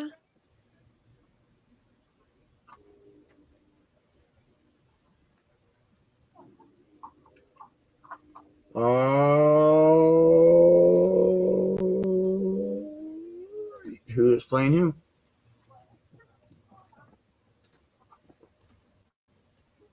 All yours, Dan. Here we go. Welcome back to Dodgeball News Network. We've looked at the standings, but now it's time to lock in on what really matters, the battles ahead this afternoon at the Emerald Citadel. The quarterfinal bracket is set, and every game has the potential to tilt the balance of Season 6. Match 1, THC Troopers versus Blaze Battalion. The defending tournament champions open the bracket with a tough test. Smoke's Troopers are sitting atop the league with gold around their necks and confidence in their stride. Their key will be sticking to their identity, disciplined throws, clean dodges, and sharp execution that allows them to suffocate opponents. Blaze Battalion, meanwhile, come in hungry to prove they can turn flashes of brilliance into a full tournament run. Beanz' crew has the medals to prove their ceiling is high, but their challenge is consistency. Their key will be tempo, forcing the game into a faster, more chaotic rhythm where their firepower can overwhelm. It's a clash of precision against pace, and the winner will set the tone for the entire day. Match 2, Hash Hitters versus Kodiak Kings. This quarterfinal is a heavyweight slugfest. Ash's Hash Hitters have built a reputation for thriving in chaos, their aggressive style producing a gold and multiple bronzes already this season. Their key will be late-game composure, continuing their knack for flipping one-on-one situations into victories. Across the court, Manbear's Kodiak Kings return from their bye week as one of the league's most consistent forces. At 3, one with 3 medals, the Kings are a model of discipline and physical dominance. Their key is control, shutting down the hitter's momentum before it snowballs. It's medals versus medals, chaos versus composure, and it might just be the marquee matchup of the quarterfinal round. Match 3, Maple Leaf Rush versus Yellow Submariners. The third matchup features two squads fighting to separate themselves from the crowded middle tier. Roy's Maple Leaf Rush have been steady at 2-2. Their patient style designed to grind opponents into mistakes. Their key is endurance, staying disciplined long enough to wear yellow down. Amber Submariners, however, have been one of the league's best in clutch moments, already collecting a silver and 2 bronzes thanks to their ability to win tight one-on-one finishes. Their key will be composure, sticking to their proven formula of calm execution when the lights shine brightest. This quarterfinal could turn into the day's closest battle, with both sides desperate to prove they belong closer to the top than the middle of the table. Match 4, Dabwheel Doomers versus Terpene Titans. The nightcap brings together two squads tied in both record and points, each trying to climb out of the lower tier. The Doomers finally broke through with their first regular season win last week, showing signs that their chaotic style can translate into results. Their key is discipline, limiting fouls, and channeling their energy into controlled bursts. On the other side, Kimmy's Terpene Titans remain one of the league's most physical squads, using pressure and swagger to put opponents on the back foot. Their key will be composure under fire, avoiding the same foul trouble that has cost them late in matches. Both teams sit at 1-3, both with a silver medal to their name, and both desperate for momentum. Expect intensity, scrappiness, and a fight that could define which team breaks free of the basement first. 4 quarterfinals, 4 very different stories, and by tonight, only 4 teams will be left standing. The Troopers enter the Emerald Citadel looking to defend their crown. The Kings return hungry from thereby. The Hitters and Submariners look to climb higher, and the Doomers and Titans fight for redemption. Every matchup means momentum, medals, and a chance to reshape the Season 6 race. That wraps up our morning coverage here on Dodgeball News Network. Make sure you're back with us this afternoon for the opening ceremonies and the start of the Week 6 tournament. You won't miss a single throw from the Emerald Citadel. It's going to be a battle. It's going to be dope. Thank you, Dan. I like the new updated setup. It looks good. It's very clean. And it says your name now. That's cool. Oh, much love to you, sorry. What up, Bongzilla? Good morning, man. What up, Bongzilla? Bingzola. Bingzola. I forgot Saturday. All right, should we listen to some more lo-fi rap music? Yeah. Cheers, everybody. Cheers.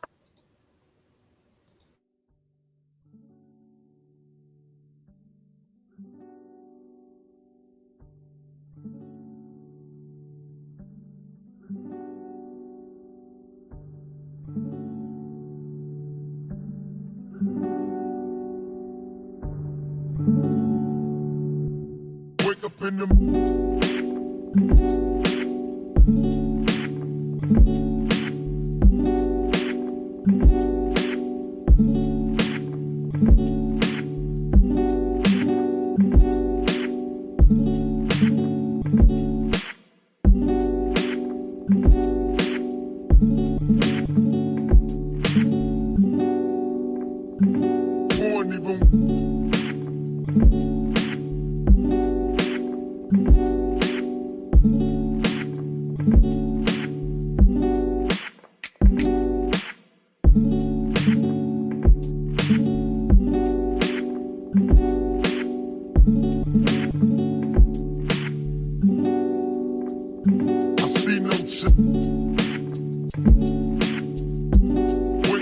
morning and I ask myself, it's like worth living, should I blast myself? I'm tired of being poor and even worse, I'm black, my stomach hurts, so I'm looking for a purse to snatch.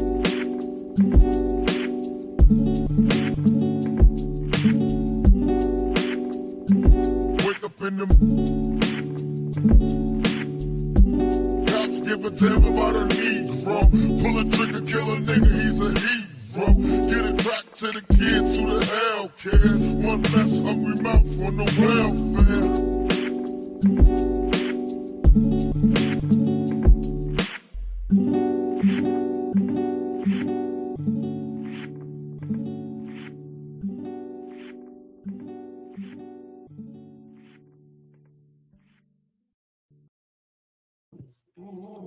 That's cool. Yeah.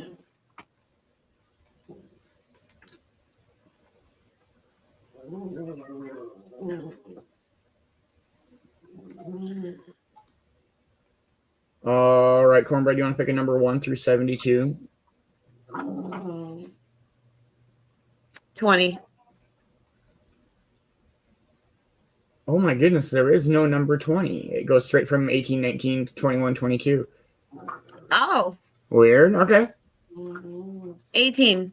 All right.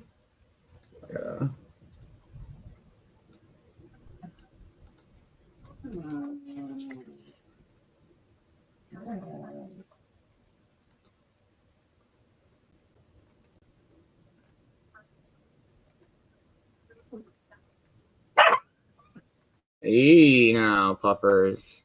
That's too much. That was a little too brutal there. You tell him, other puppy. You say that's too hard. That's not play bite no more. No, that was not. Hey, good morning, Angela. How are you? Good morning, Angela. Hope you're having a wonderful morning. All right, here we go. Number 18. Cheers, everybody.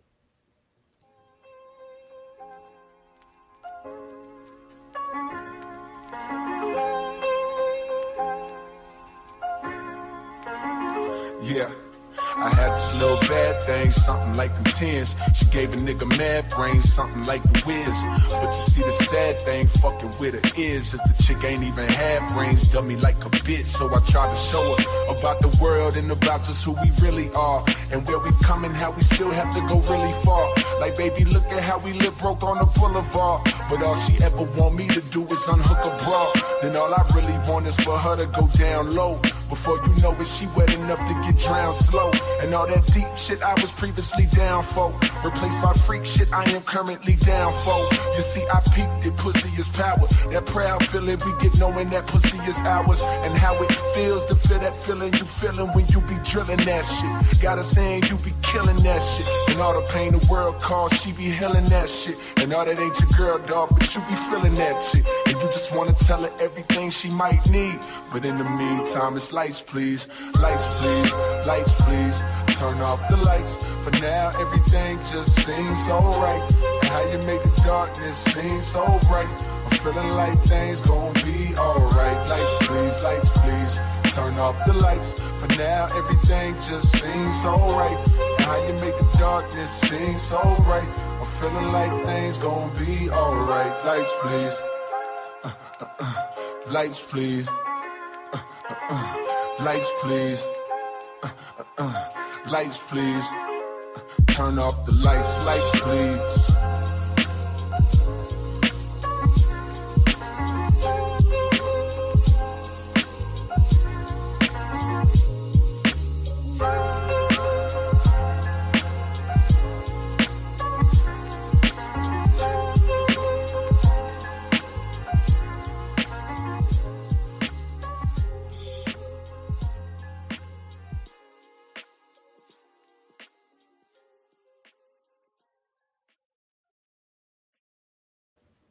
Yeah, that was good. I like that one. That one was good.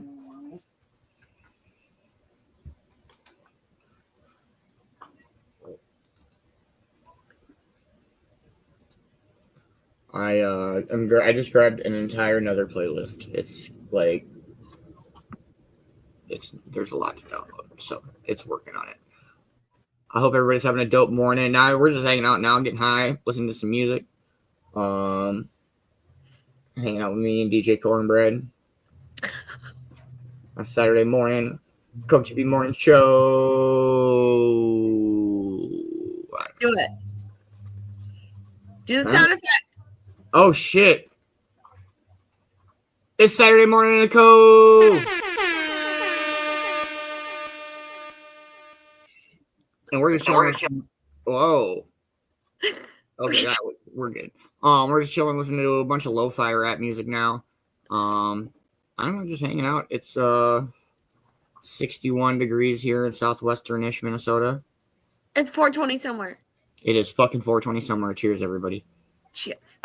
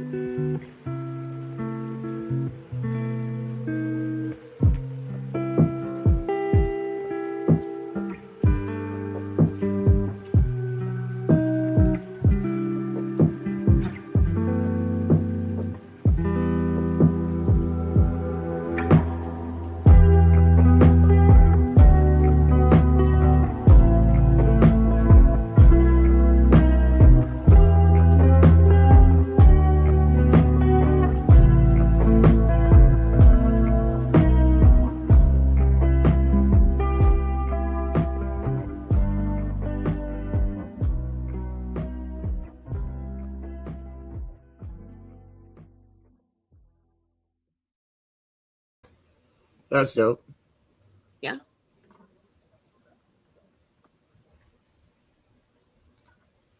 It's fuck line.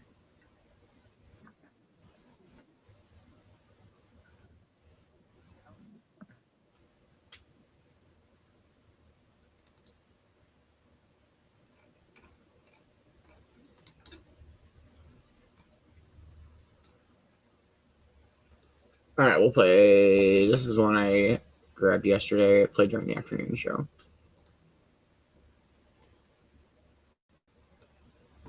Play a couple more songs, and I don't know. See what the afternoon, morning brings. We're morning, it's afternoon somewhere, but not here. Cheers, everybody.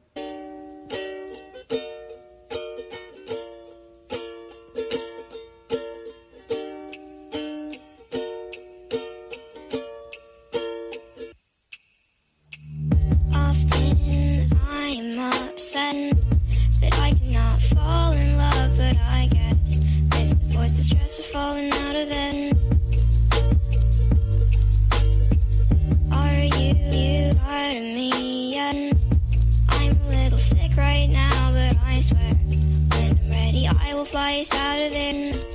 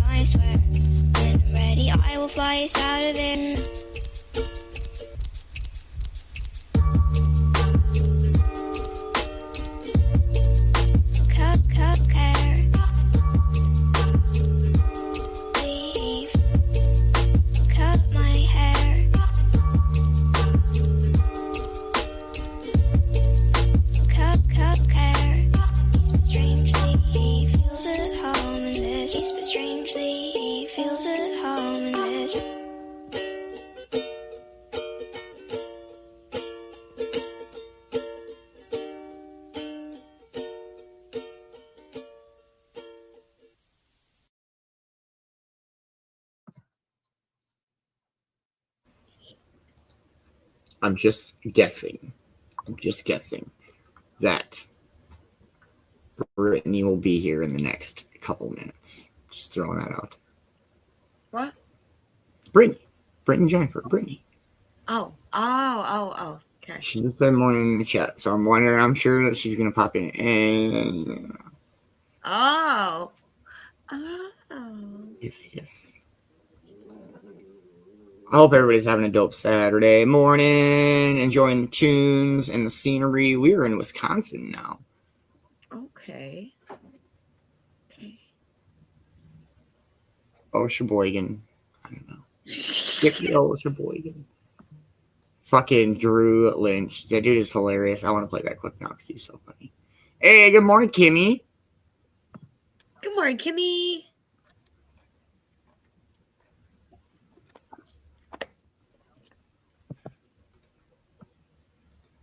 All right.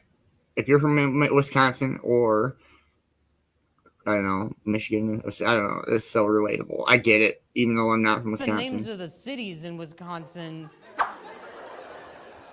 the accent starts to make a lot more sense. You know, like, you can't tell me that the names of the cities don't sound like things that you would just hear in a random conversation from someone from Wisconsin. Like, oh, Claire, do you mind helping Madison with the... Do you mind helping Madison with the Fond du Lac? That would be nice. Gosh, I'm not asking for much. Jeez, you Manitowoc, get in there and just give it a good Sheboygan or whatever. Just give it a good Sheboygan. It's so great. What else do I have for dumb shit for us to watch? That's so funny, though. 2:26 in the morning? Dang.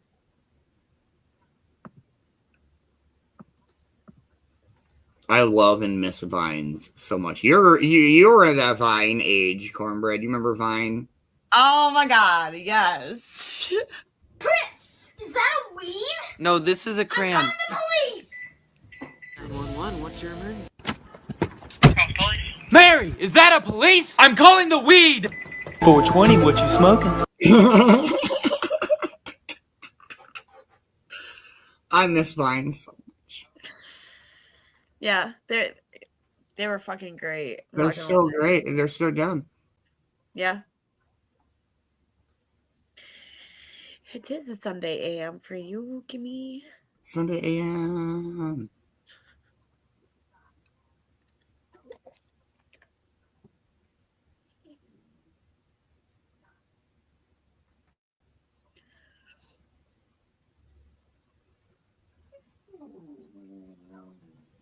The dog. I haven't played the Astro Pro commercial in a while, but the Dog of Wisdom, this is great too. Hababa, hababa da gada, hababa da da ba, hataba da gada ga, hatada, hababa, hababa da gada ga, ba, ba, ba ba ba, ba ba ba ba, ba ba ba ba ba, ba ba ba, hababa ba, hababa ba ba ba, ba ba ba ba ba ba. Ha ha ha ha ha ha hadabadaga hababam habababa hawawa ha hadabanda ha hawawa hawawa papa hadades pa badaga Patata patata pakada patata habada patata hadaba. Oh, I'm so sorry, everybody. No, it's not. No, it's not. It's feeling pretty all right, Kimmy. It's feeling good. Let me see. I got one more. I'll find one more good one for us, and then we'll play a song. It's just so silly. You're so silly. I had to. It was there. Oh my goodness. Okay, here we go. This is from That's a Bad Idea. They're one of their reels. The absolute least you could do? Well, I mean, You mean you could have done a lot more? well, yeah, I probably could have done a little more. Then why am I over here giving you my appreciation and thanks? Hey, man, I feel like I did a lot today. Yeah, by doing the absolute least you could I do. could have done a lot less. I could have done a lot less, man. I saw you. You chose to do that. I knew you were up to something. What? But I knew you were trying to do the least amount of work you could do. What? I No. saw you picking up the most What? lightweight boxes you could find. Whoa, whoa, hey, man, whoa. I helped you out a shit ton today. Yeah, I really appreciated everything you did for me till you told me it was the absolute least you could have done. Okay, hey, You man, should it's- help it's me just- look, more, look. man, especially when you know I need your freaking help today, man. You know I need you today. Look, man, it's just a phrase, all right?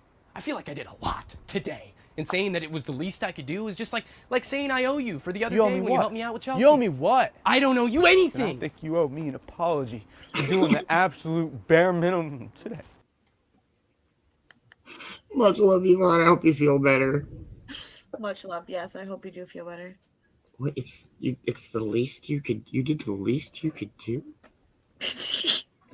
What the fuck, man? Oh man! All right, we'll play another song. I hope everybody's having a wonderful morning. Cheers, cheers. Yeah. Oh,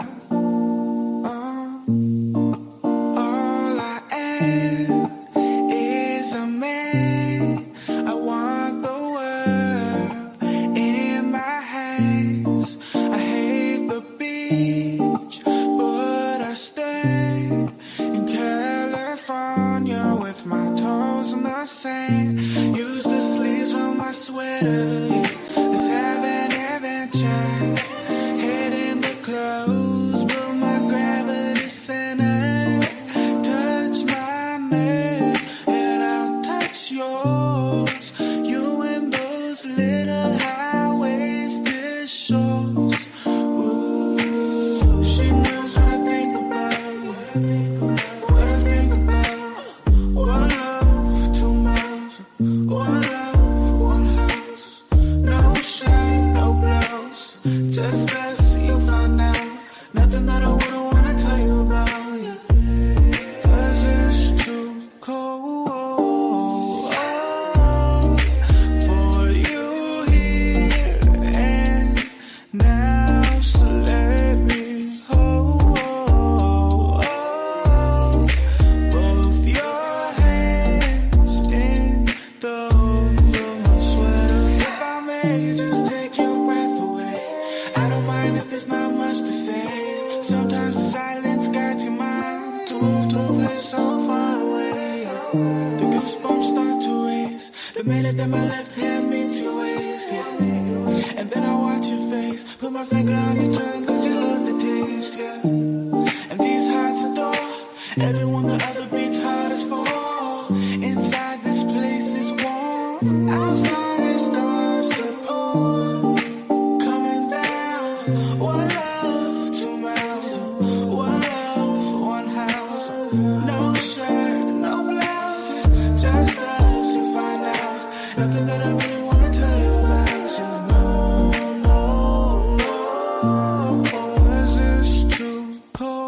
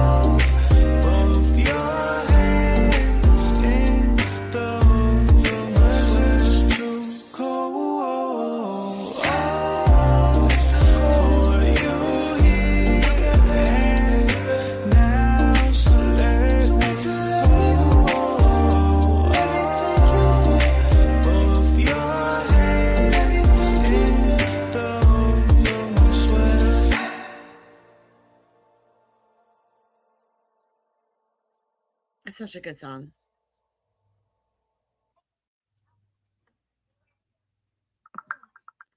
I love that song.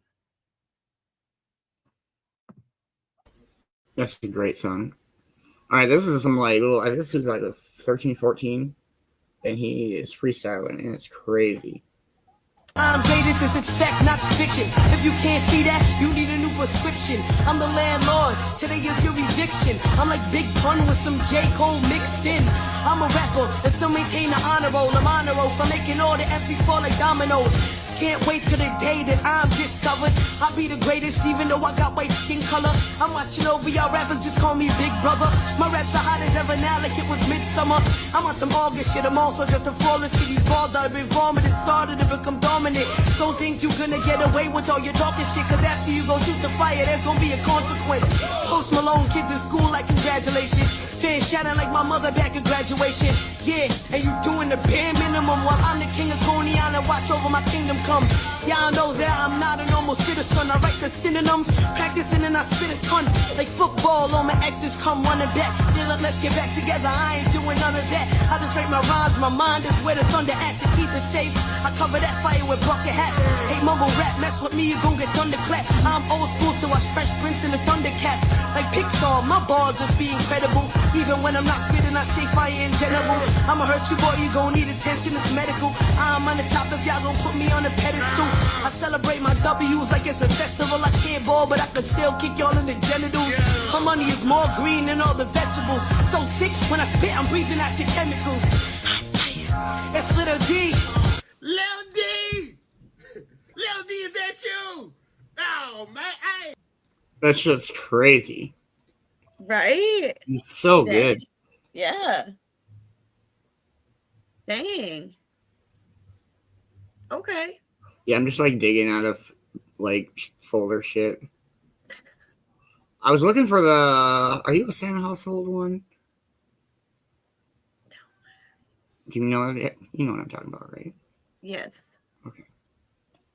I want to find that one.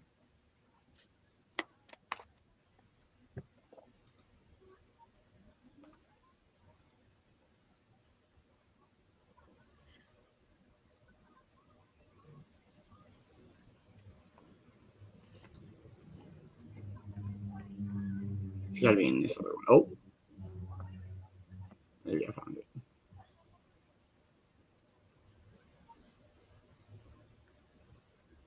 Oh, man. How's your morning going, Cornbread? Good. Good. Good. I'm baked. Yeah. Yeah, I'm loving these fried vapes. These are some of my like top 5 favorites, I think. I don't mind the salad that I have mixed together. It's pretty good. It works. It works. It does. Make it.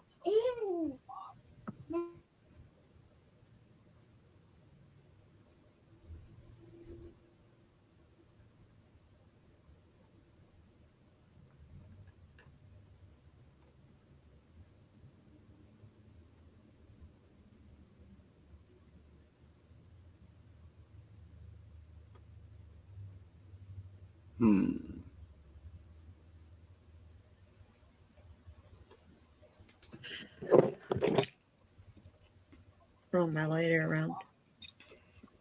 Don't do that.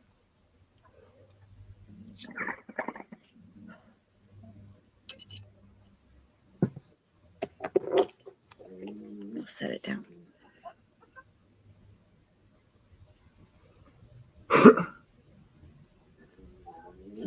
Nice, Kimmy. Nice.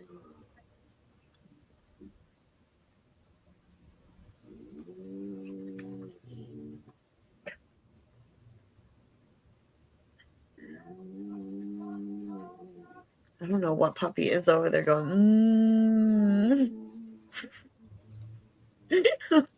What the heck? Oh, I always love this one. This always reminds me of like Man Bear and Copsy. Something clear. If you're messing with Sot, you're messing with me. Damn right. Because we're boys. Hell yeah. We're friends. Yep. We're boyfriends. What?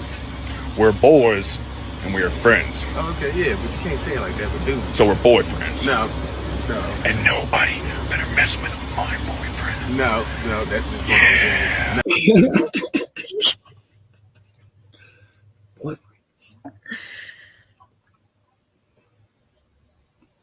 That one's good. Yeah, I like that one. It's fucking good.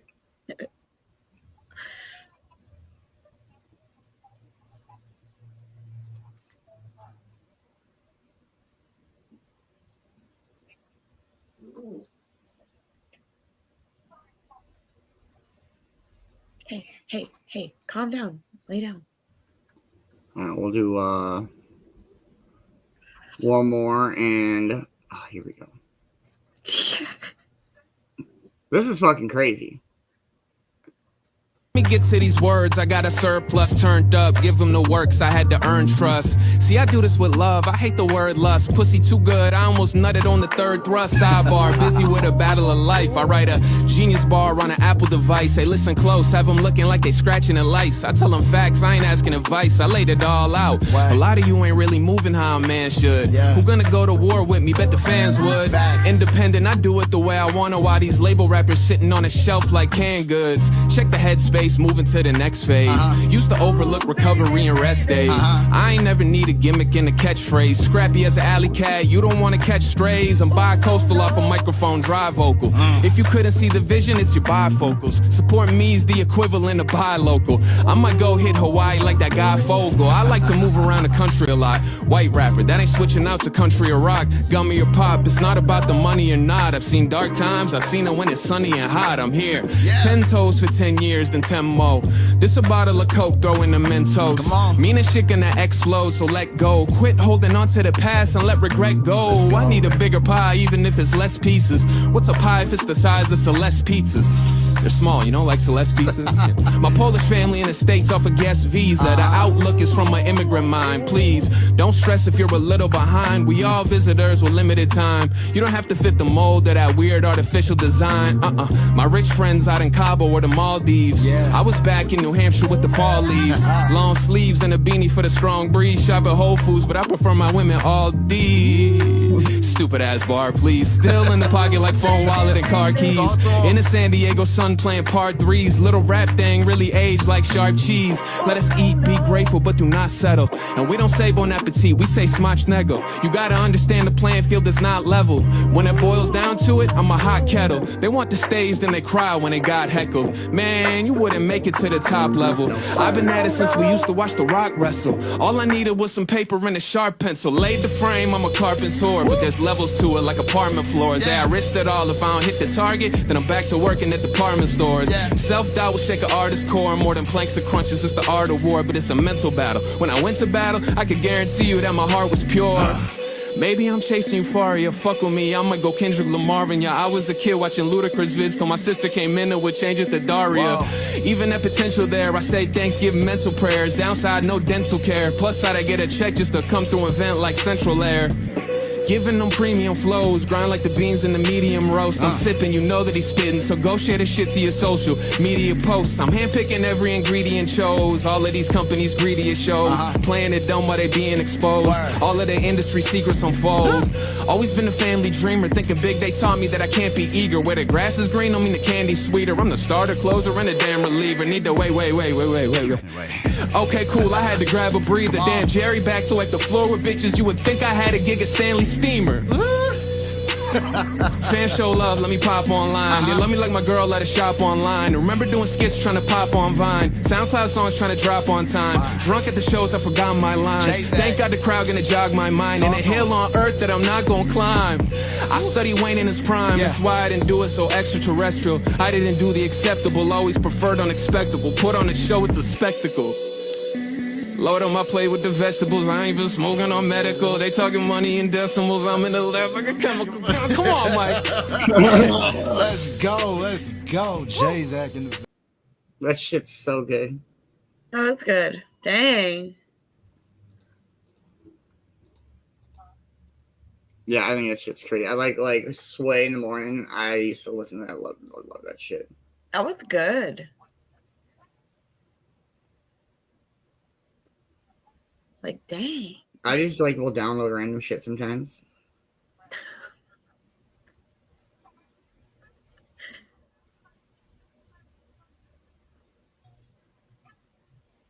Why does that not surprise me?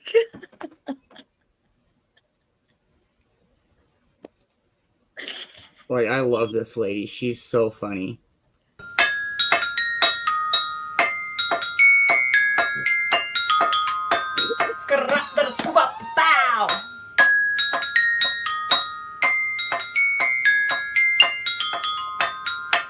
Got a kitty in the house.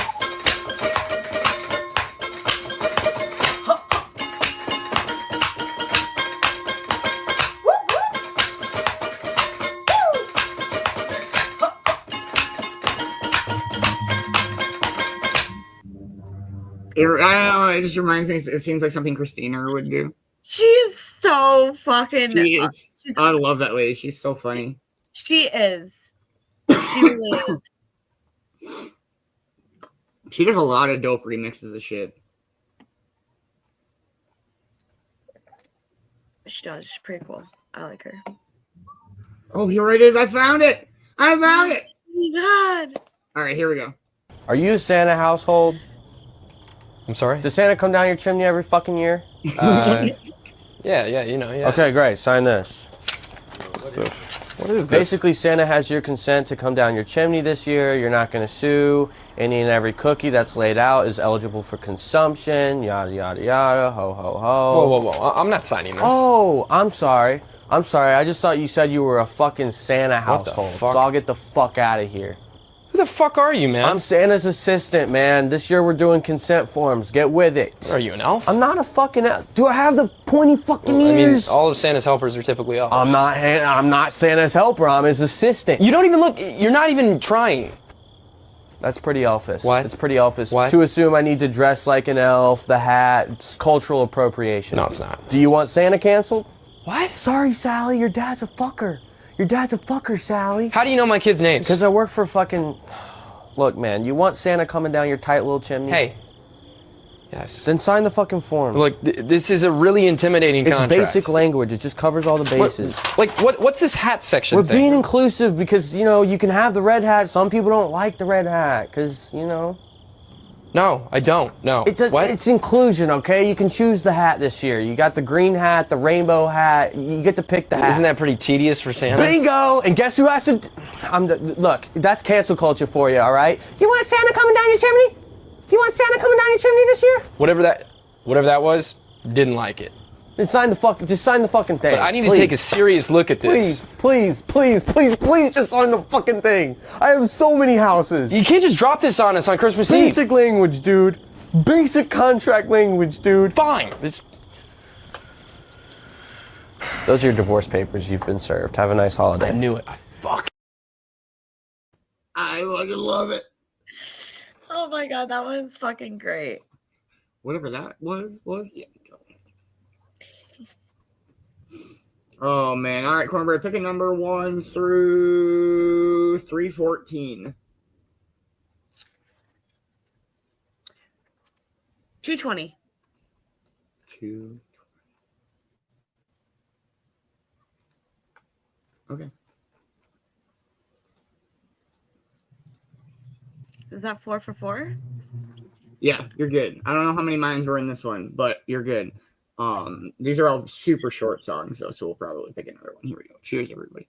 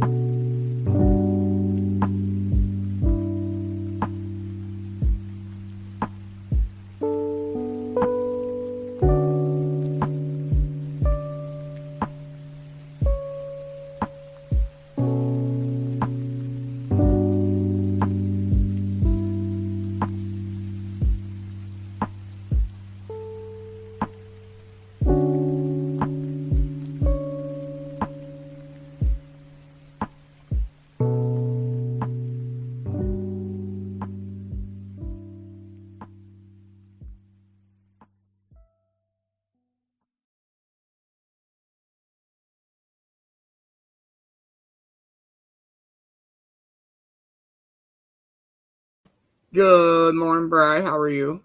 Oh, no.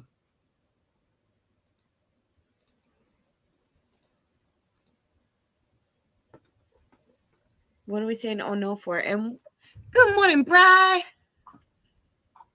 don't know. I don't know if that last song or something got us cut.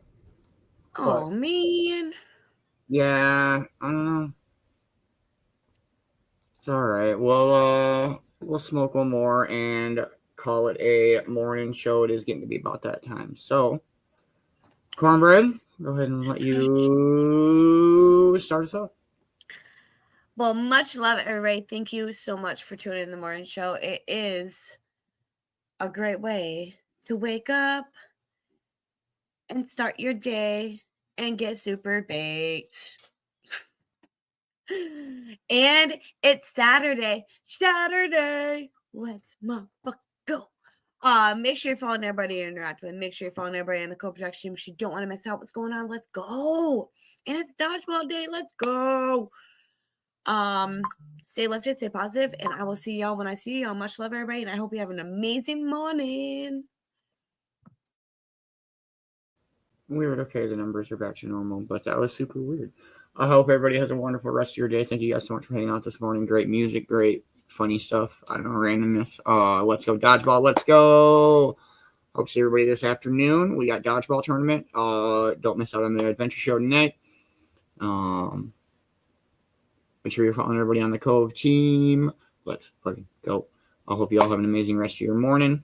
Let me see if I can grab a song here because I don't have one ready, but we'll go with.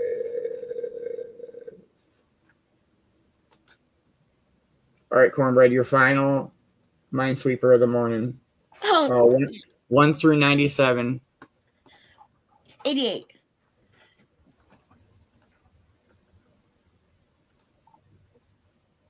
Okay. I have no idea what it's going to be, so we'll see if you picked a good one or not, but it wasn't a mine. Much love, everybody. Have a wonderful, wonderful rest of your day. Much love, and it's still loading, but cheers.